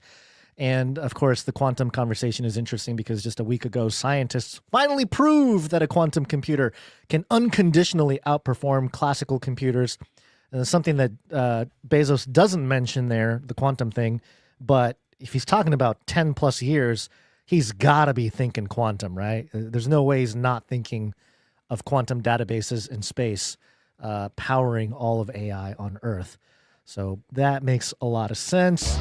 Quantum computer. Wow. And is there anything you want to say about it, Basil? Because we can move right on to the next thing because I think there's a nice bridge to the next story that's biblical. Keep it going, baby. Okay. So part of Revelation 13 and the false prophet, part of what he does is he calls fire down from heaven. It's got to be biblical. It says right there in Revelation 13 that the beast, the second beast, is able to call fire down from heaven in the sight of men. And we have this story here, and I'm connecting it to satellites and the quantum computers and everything in space because could it be the guy to really tear down this system once it gets so corrupt and evil? The false prophet will come. He's going to judge all this whole beast system as part of, his whole deception and make it all rain down in fire and terror on the earth. And the only reason why I even think that is because of this drone story. Drone strikes have saved lives. Can we shoot them down if over our property? Drones. Apparently, in China, there was a drone show that went wrong. And the music is kind of whatever there. But the footage that, if you're watching, what you're seeing is what looks like just sparks of light coming down, like raining down on a city. But it is, in fact, a whole bunch of drones that malfunctioned in some kind of drone show, where they have some kind of display of things going on. And so what you see is hundreds of these drones that it look like they're on fire coming down from the skies and burning power lines and different buildings and stuff. And I mean, it looks pretty apocalyptic to me if you want my opinion on it, Basil, because you got like a blue beam type thing. You got like an advertisement or something up in space or up in the sky anyway. And then all of a sudden fire comes raining down like Sodom and Gomorrah and starts burning up your city. I mean, I don't know. This is, yeah, it definitely seems looks biblical to me. Looks like some sort of operation. It's crazy. Are those drones? It looks like what falling from the sky? Is that what that is? What?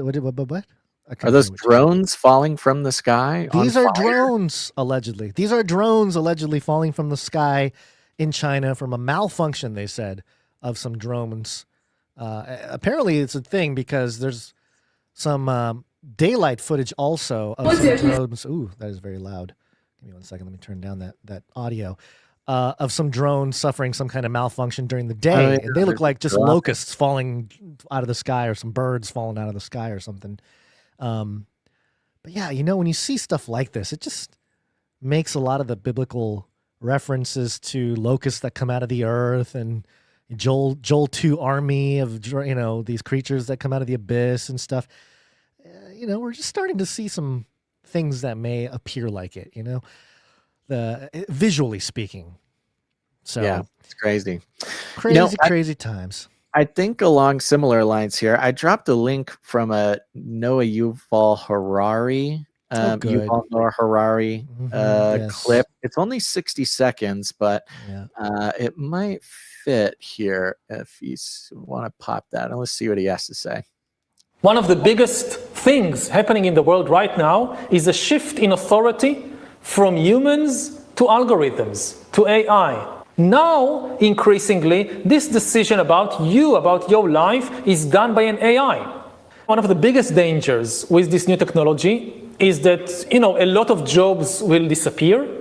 So the biggest question in the job market would be whether you are able to retrain yourself to fill the new job, and whether the government is able to create this vast educational system to retrain the population. People will need to retrain themselves. Or if they can't do it, then if you can't do it, the danger is you fall down to a new class, not unemployed, but unemployable, the useless class. People who don't have any skills that the new economy needs.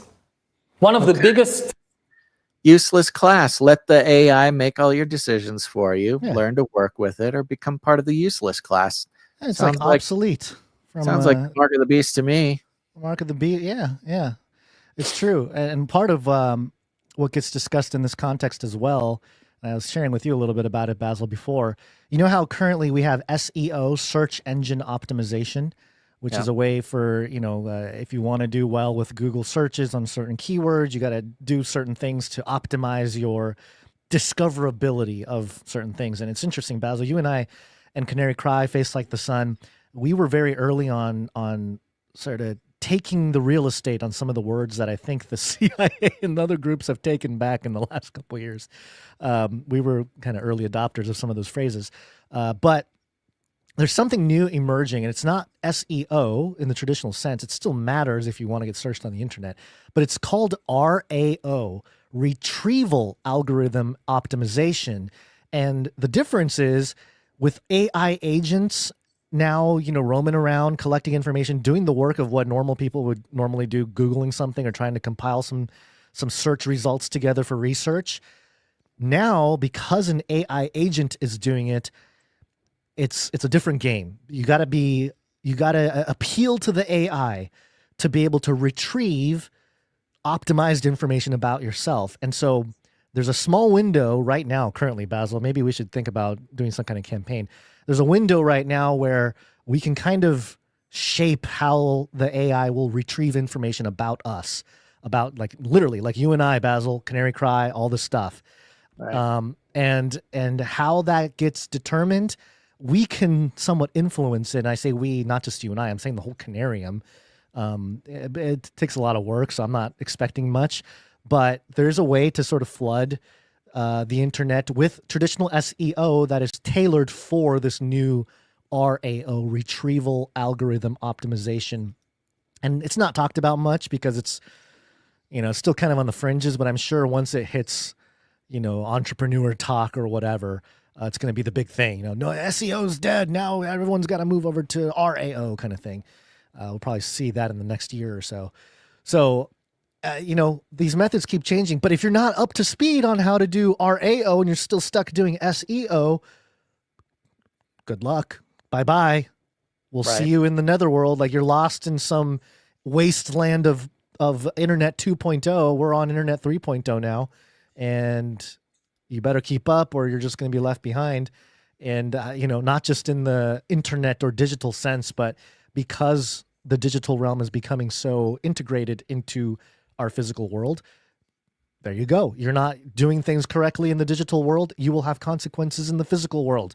You will not be able to get into places, go certain places, travel, whatever it may be. And yeah, sounds a lot like Revelation 13 there, you know, mark of the beast, image of the beast, some Daniel 2, people will go to and fro, knowledge will increase, all that kind of stuff. Oh, and also we started the episode today with the NEPHILIM story. So, you know, they will mingle themselves with the seeds of men, right? The seed of men. There you go. There's mingling with the seed of men happening with that first story about the aliens going on, genetics. You know, just your typical day in the Canarium. Some DNA manipulation of aliens, some AI. Yeah, what worst of all? What's worse than that? The real sign. Remember back in the day, I think it was like 2015, 16, when we didn't have AI, we didn't have quantum, we didn't have, these weren't the buzzwords. The buzzword was IoT. Oh, yeah. Internet of Things. Yes, IoT. This was where we were at. Well, the true beast system is hit because The Verge reports Samsung brings ads to U.S. fridges. No, not our food, not our food devices.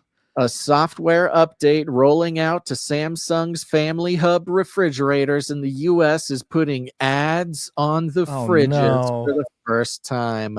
The quote promotions and curated advertisements, as if that makes it better, are coming despite Samsung insisting to The Verge in April that it had, quote, no plans to do so. Samsung, isn't that how it goes? We have no plans. Samsung is calling it a pilot program for now, which, I kid you not, is meant to, quote, strengthen the value of owning a Samsung smart fridge.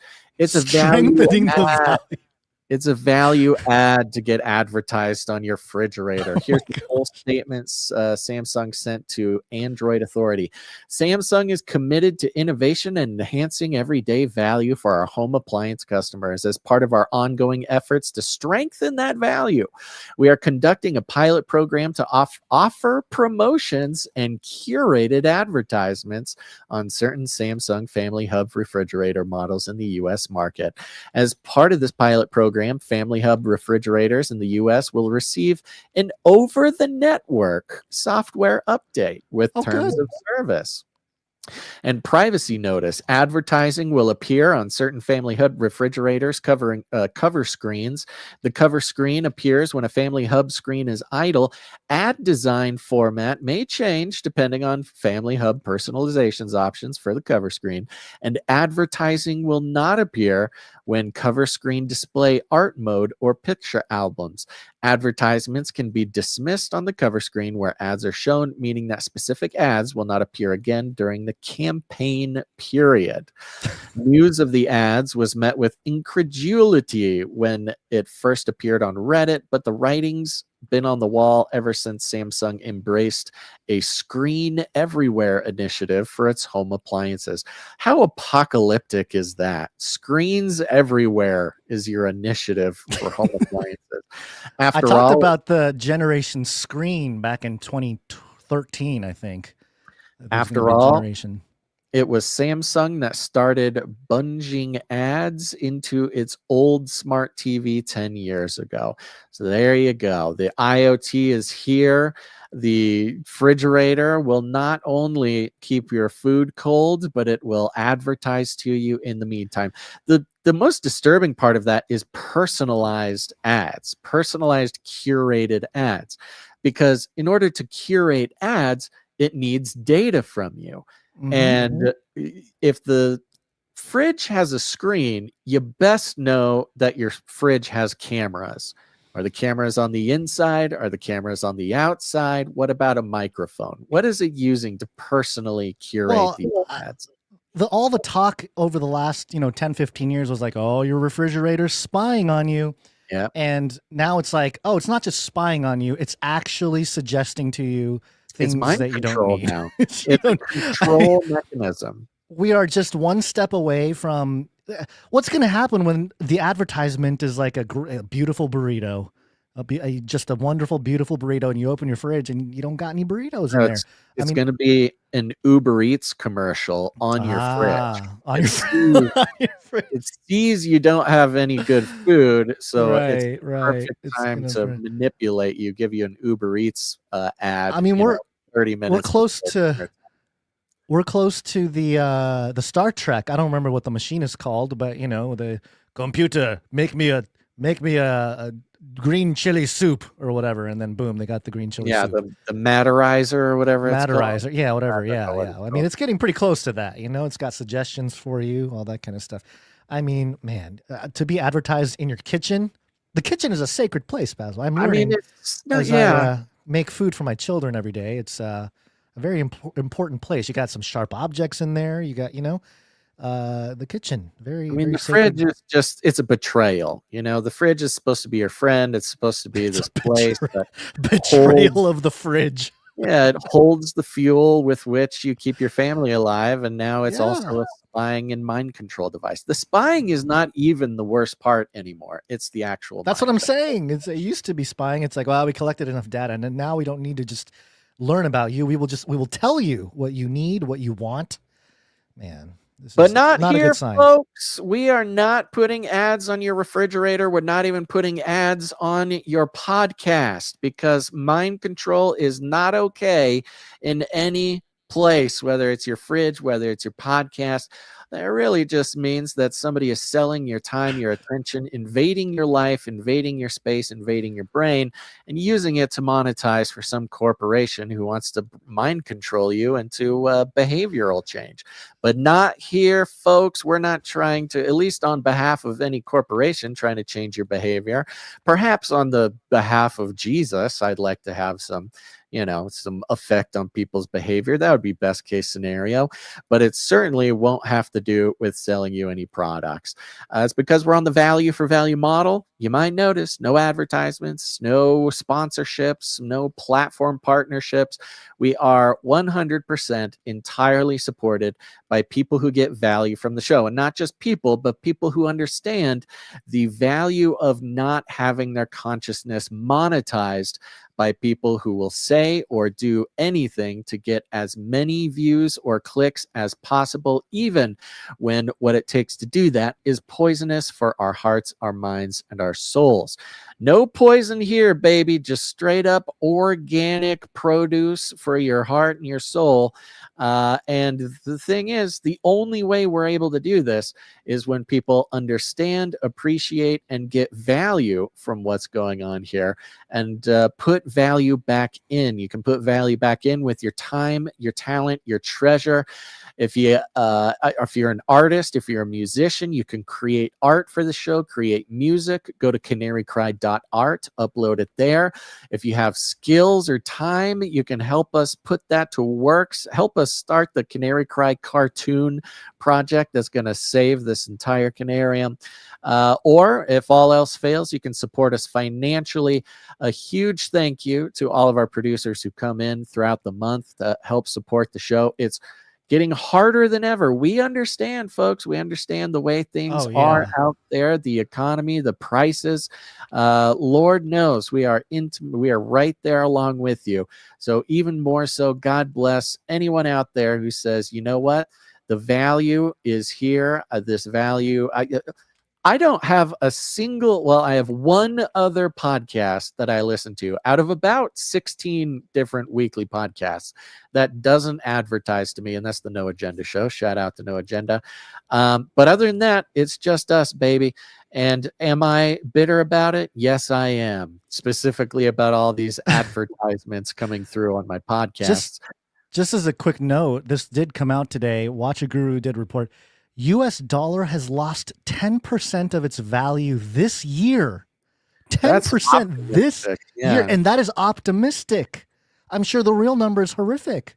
I'll tell you what, I've lost more than 10% of my dollars this year. That's just insane. It's true right now. I mean, as much as Trump says, there's no inflation, it's like you go to a grocery store, you're pushing to feed a family of 4, you're pushing $1,000 a week. no Yeah, not problem. to mention dance lessons and Oh my gosh, babysitting. it's absolutely insane right now. It's out of Yeah. control. So yeah, your help is very appreciated. It is not. Well, that's the point. Yeah. It couldn't happen without individuals. There's no corporation out there making deals with us to monetize your brain. There's no and this is the thing that drives me, a little bit nuts, because you think about it, you might say, well, when a show advertises, that means I get it for free. Is it really free though? And I'm not even talking about just your time or your attention. If you're living, like I said, I point out various podcasts all the time, but the point is all of them. They're doing about 6 minutes of ads every 10 to 15 minutes. And so by the time you listen to like a 2-hour podcast, think of all the money that I've spent without even knowing it, just as a result of the brainwashing. Because that's the thing with advertisements, propaganda, all this stuff. The point is that you think it's your idea. You think that your needs are coming from your own brain or your real needs. But when we spend so much of our time, whether it's scrolling, whether it's online, whether it's on the podcast, whether it's on YouTube, doesn't matter. We're taking 15% of our entire day is spent getting advertised to. We cannot trust our own decisions when it comes to spending or the ideas of what we need. And if you say, well, I never buy anything that gets advertised to me, that's the point. It is designed for you to think that all of your habits, your spending are your idea. So that's one of despite the spiritual reasons, despite everything, to just get a couple of hours to not get the onslaught of brainwashing to affect our decisions without us knowing it, that's a real blessing. It's a blessing for us to do it. It's a blessing for you guys to keep it going, but it can't keep going. It doesn't keep going without some recognition and participation of our producers in the value for value model. So whatever way God has given you to put value into his mission on earth, consider supporting the show. Sorry. You can go to canarycry.support to learn more all about it. Okay, sorry. Stuff got moved around here. Here we go. Oh, hold on. Hold on, sorry. Sorry, I was trying to prepare something, and things open automatically on. That's okay. Thank you very much. There you go. canarycry.support. Go check it out. Go support the show. Big old shout out to all of our monthly producers. God bless you guys. People coming in. Been getting value for a while. Plan to get value more into the future, coming in, signing up to support the show on a monthly basis. It truly is the real game changer around here, whatever it is that God's calling you to do. You can go to canarycry.support, hit that monthly button, and just put your own value together and put it on there. And then, really us being able to look ahead 30 days and have a certain number that we know is gonna come in, whether we, I don't know, whether anybody listens or not. It makes a huge difference. But the executive producers, those are people who come in, they support any individual episode with $100 or more, which we're incredibly grateful for. It's a huge deal, and we thank them here. Of course, I want to start out by thanking executive producer Sir Alex Protocol, V2 Baron of the Breen Protocol. Woo.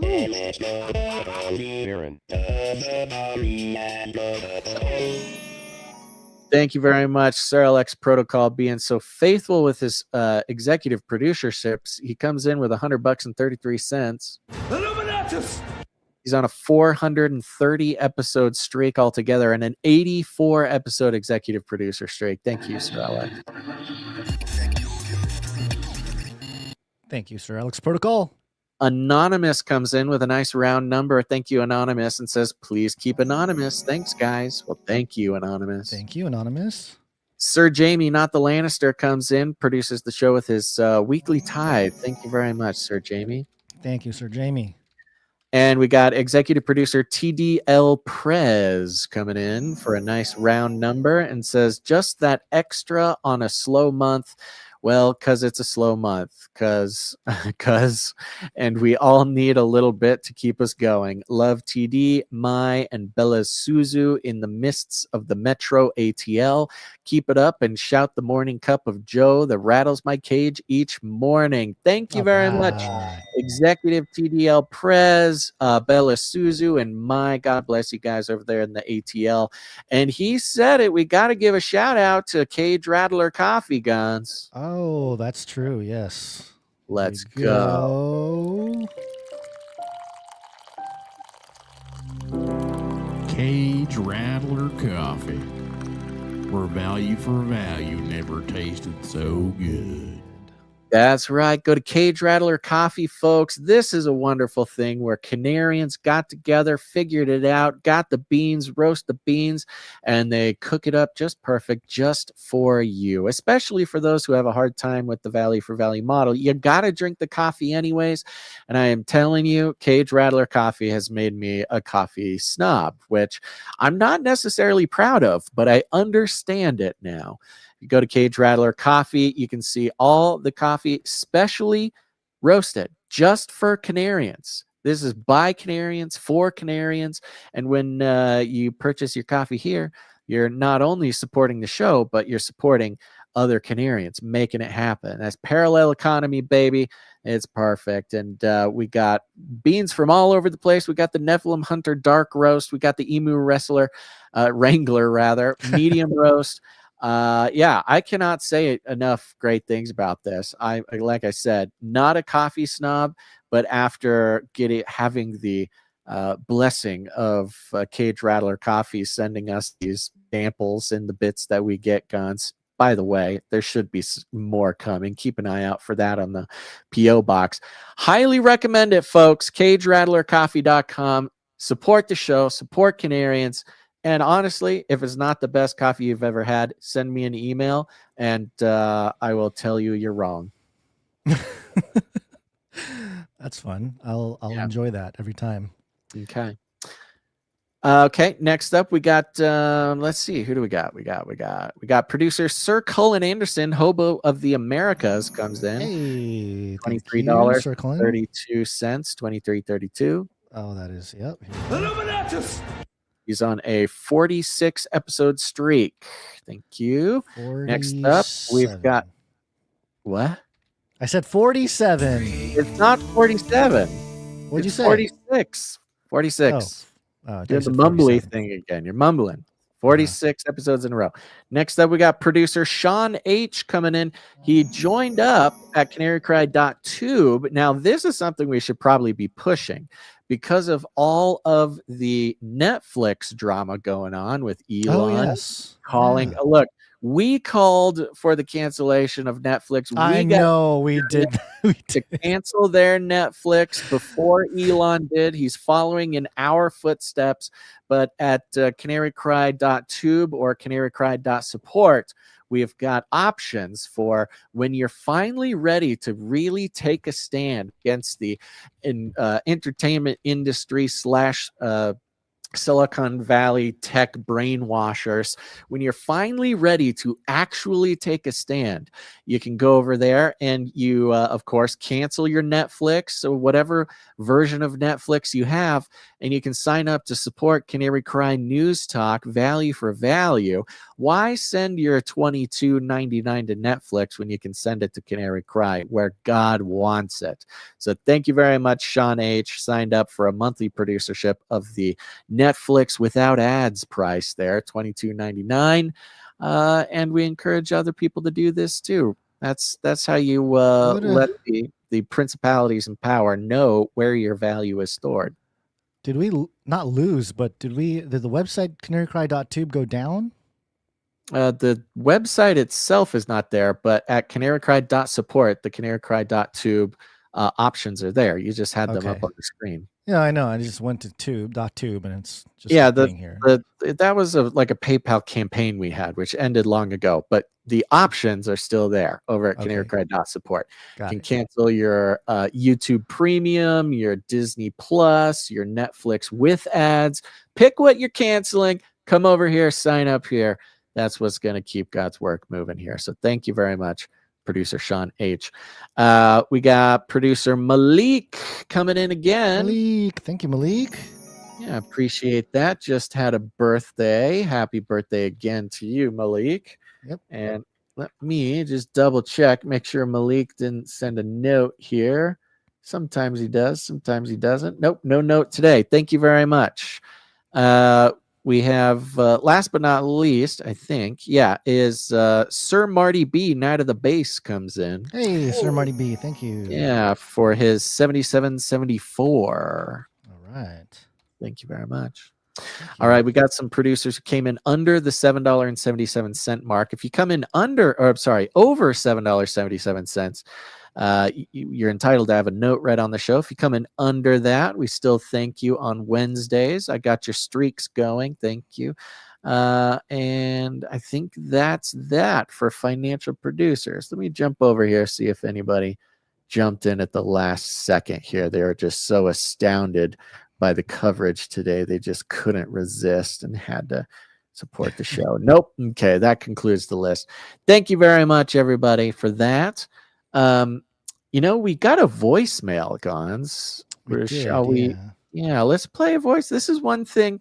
Do we have the voicemail jingle sitting around anywhere?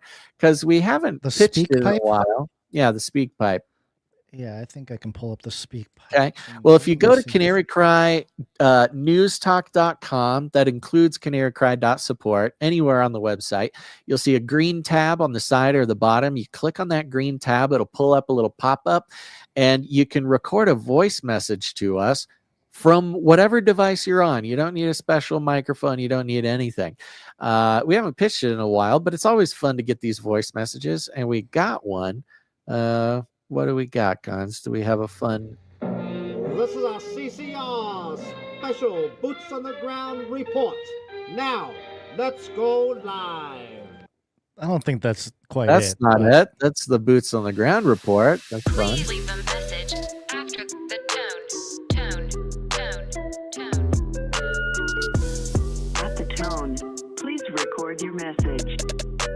Leave a message. Beep. There it is. There it is. Oh, it got me again. It always gets me. All right. Yeah, this is from Anthony H. Hey guys, this is Anthony, and just wanted to say thank you guys so much for all that you do. My wife and my kids have been listening to you guys recently while they homeschool. So again, guys, I'm just so grateful for all that you do, and I just would like to leave a little prayer. Heavenly Father, we thank you, Lord, and we come to you humbly in Jesus' name. And Father, I pray that you would bless Canary Cry, Lord, Basil and Gons, Lord, and I just pray that you would be with them, everywhere that, that they go and all that they do, and that you would bless them physically, mentally, Lord, and spiritually, Father. You would just, watch over them and their families. And again, Lord, we just thank you for all the listeners, Lord. All those who need prayer, Lord, all those who give prayer, all those who produce the show.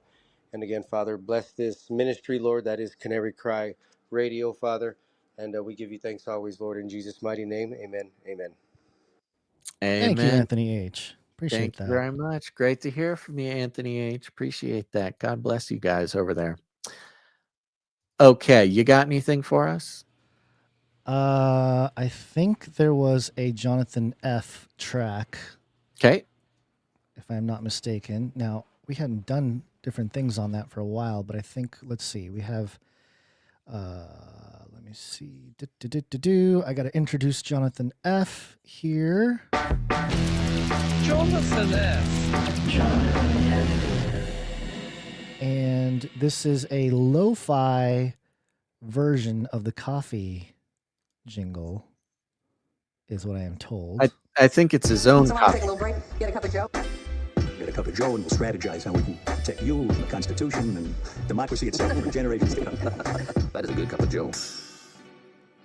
Not bad. Beautiful. I like it. Good way to close out the Cage Rattler coffee pitch there. Yeah. Nice. Thank you very much, Jonathan F. Appreciate that one. Always good. Always useful for the jingles. I think that's it. And just a shout out quickly to Joe. Thank you, Joe, for continuing to leave feedback, because he always leaves feedback for every episode of Canary Cry News Talk. So thank you for that. Appreciate that. Okay, there you go. Anything else? Oh, you know what? I will say officially that everybody should take out their phone, open up their text messages, and text the word canary to 877-740-3226. Again, that's canary to 877-740-3226. And you'll start getting notifications, text message notifications before we go live throughout the week. This is a very wise thing to do. We're all trying to understand how much of our life we are handing over to the algorithms. And like Yuval Noah Harari, this is the game plan to hand over as much of our lives as possible to the algorithms. And if you're waiting for YouTube to notify you, if you're waiting for the show to pop up on suggested videos, if you're waiting for even Rumble to send you a notification, that is you handing over your attention and your time to the algorithms to decide what you pay attention to, what you spend your time doing, what you let into your ear holes and into your soul. But a great way to take a step against a rebellious step in the opposite direction is to sign up for the Canary Cry text message alert system. That's you saying intentionally, hey, Basil, send me a text before every show. Let me know. Then I can decide if I want to watch or listen to the show instead of letting YouTube decide for us, because that is what YouTube does. Again, some of the sinister ways that we hand over much of our day, much of our life to the robots to decide how we spend it. But would you rather hand over your attention to some weird guy who does a podcast and has a text message list to send you a little text message when we're going live? That's right. I knew you would. So text the word canary to 877-740-3226. Fun part is you can text that number back and we read them. I cannot carry on a conversation with you via text because it's very expensive for us. But you can send a text and I read them. Sometimes I read it on the show. Keep an ear out for your area code because Canarians find each other through these announcements. 661 texted and says the revolution will be virtualized. That's true. 907 asked, are you guys doing the art section today? Yeah, kind of. We need more art to really call it a section nowadays, but so make some art, send it in. Let's see here. 702 says, I have Dr. Michael Heiser DVD, Aliens and Demons, and Gary Bates documentary, Alien Intrusion, Unmasking a Deception and Age of Deceit, Fallen Angels in the New World Order. Well, good. Congrats there, 702. The old school DVD owner. Let's go. That's right. Let's see here. Okay, we got a prayer request coming up here, Guns, from 929. So I think we should call the producers. Listen up, producers. Get ready to spiritually produce the show where we pray for the show, pray for each other, pray for Gons and I, and pray for the other producers who let us know their prayer needs. Producers, assemble!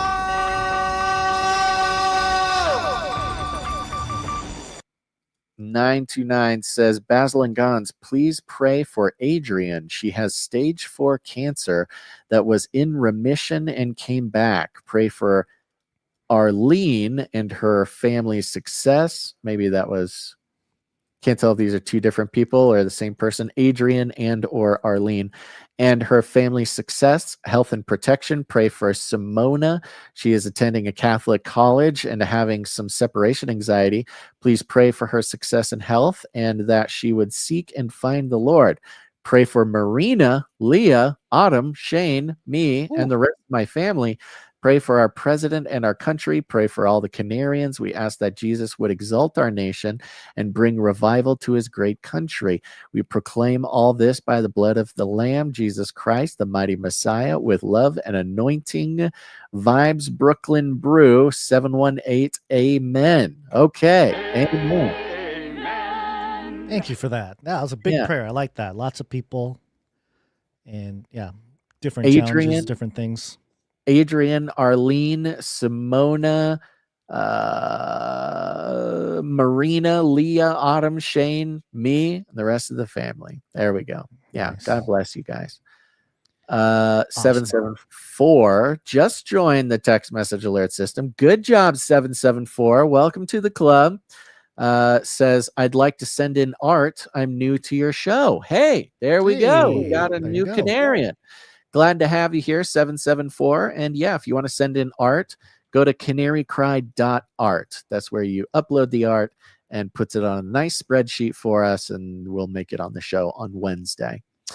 Let's see, who else? 904 says, hey, Basil, is the Liberty Mutual commercial featuring Limu the emu based on a story of one of your emus seeking to be on their own? I can just picture you saying you can't help people with the life insurance. You are just a flightless bird.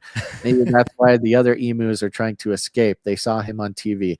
They wanted their shot of fame. Yeah, Limu, he wanted to strike it out on his own and start making his own money. His allowance wasn't enough to pay for his Pokemon card collection. Yeah, look at him. He's got sunglasses on. He's getting the full treatment. He's got a suit and tie. Not a suit, but a nice collared shirt and a tie. He's got his police badge. I mean, he's really did step it up. He's very responsible emu. We're all very proud of him. Thank you for checking.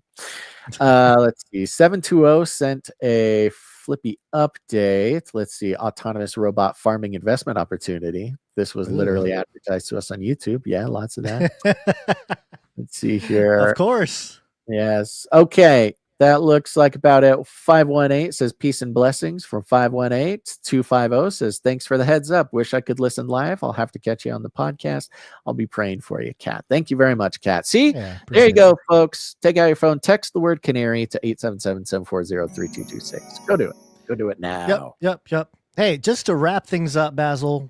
Okay. We're done with everything other than we're going to thank some people real quick to wrap the show. But fool me once. Fool me twice. That's the George Bush Jr., do it again. Here's Greta. My name is Greta Thunberg. I'm a citizen of Sweden. If you are watching this video, I have been abducted and taken against my will by Israeli forces. Our humanitarian mission was non-violent and abiding by international law. Please tell my government to demand my and the others' immediate release. It just keeps happening to her, Basil. She doesn't learn her lesson. Yeah. She just keeps. I think this is the fifth. The fifth. Is it the fifth time? I believe it's the fifth one. Yeah. I mean, there you go. She's changing the world, man. She's making it happen. I think she should get her DNA checked.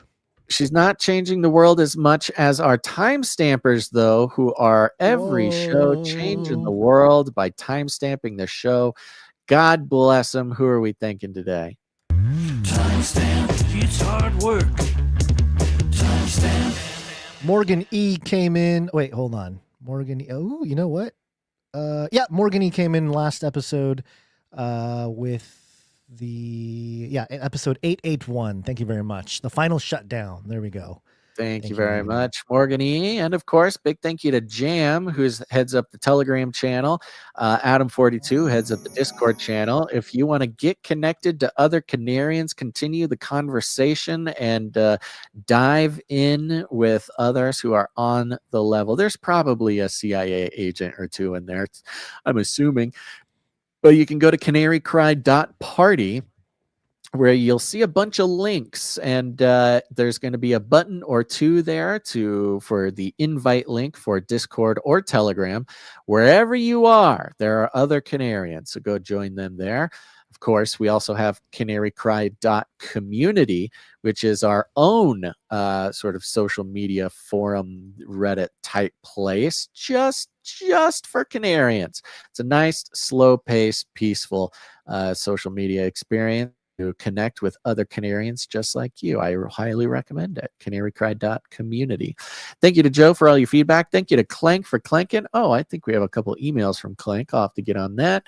And of course, thank you to Sir Ike for everything you do, buddy. And other than that, folks, share the show, share it with your friends, share it with your family, share it with your emus. Go find a petting zoo somewhere. They're almost guaranteed to have emus, and let every emu know that Canary Cry News Talk is a safe place for them. We fight for the rights of emus to make their own money, to make their own way in the world. Of course, we're also fighting for the salvation of every emu on this earth. Beloved children of God they are. But we call it rattling cages, and all you got to do is walk right up to them, grab them by the cage, and then you shake it. The end of the world occurred pretty much as we had predicted. I want to shake things up, stir up some controversy, rattle a few cages. Hey, stop that! You'll never silence me. I'm the last angry man, a crusader for the little guy. Leave the bird alone. Never. Rattle a few cages. Rattle a few cages. Human race will have every opportunity to improve. And if they don't? Ask Noah. That's right. Just ask Noah. Guns, you got any last words? Prepare for Putin's birthday tomorrow. Vladimir Putin, I believe, will turn 73 years old, and he will declare Bitcoin as Russia's main currency. Probably. Probably not. Number one, keep an eye out. That'll be interesting to see if there's any news stories that are like, as a present to Putin, this Ukrainian strike, or as a present to Putin, Trump lifts sanctions, or a birthday present to Putin. That we'll keep an eye out for something like that. And you obviously know that it's Putin's birthday because of the Canary Cry calendar. Go sign up for the Canary Cry supply drop, folks. It's a great way to support the show on a monthly basis, and every quarter we'll send you a package with custom created Canary Cry gear. It's again for Canarians by Canarians, and the fourth quarter package this year is going to have the Canary Cry calendar, a beloved tradition put together by Canary Cry producers, filled with art and probably 40% of the whole year is filled every date, maybe more, maybe 50 or 60%. Gives you the history and anniversaries of interesting things.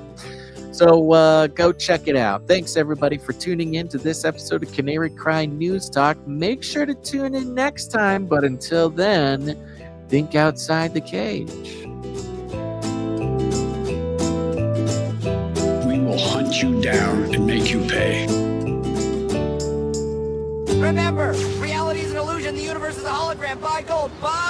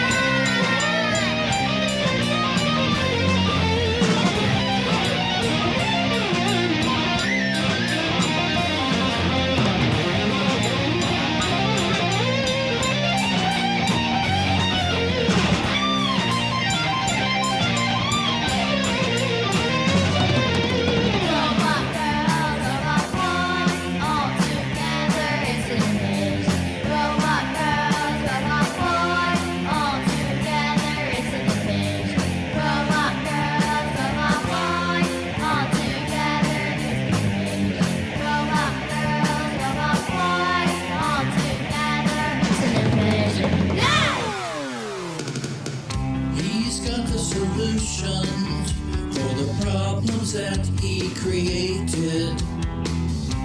So step right up for the great reset. For the great reset. hiding in the shadows. He's always behind the scenes. He's pulling on the purse strings. He's got control of everything. He's got the solutions to the problems that he created. So step right up for the great reset. For the great reset. He serves his master with fervor. He's a Luciferian. He's bound up and determined to bring us to an end. It's the final solution. Destroy the human race. So walk right up to the great reset. To the great reset.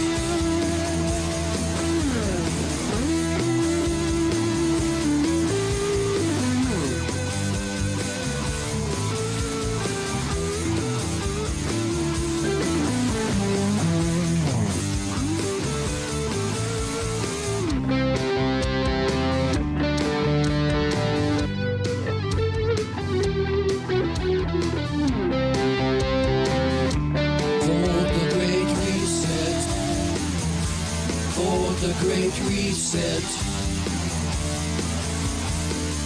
There's only one way out through the door, but you'll need the code.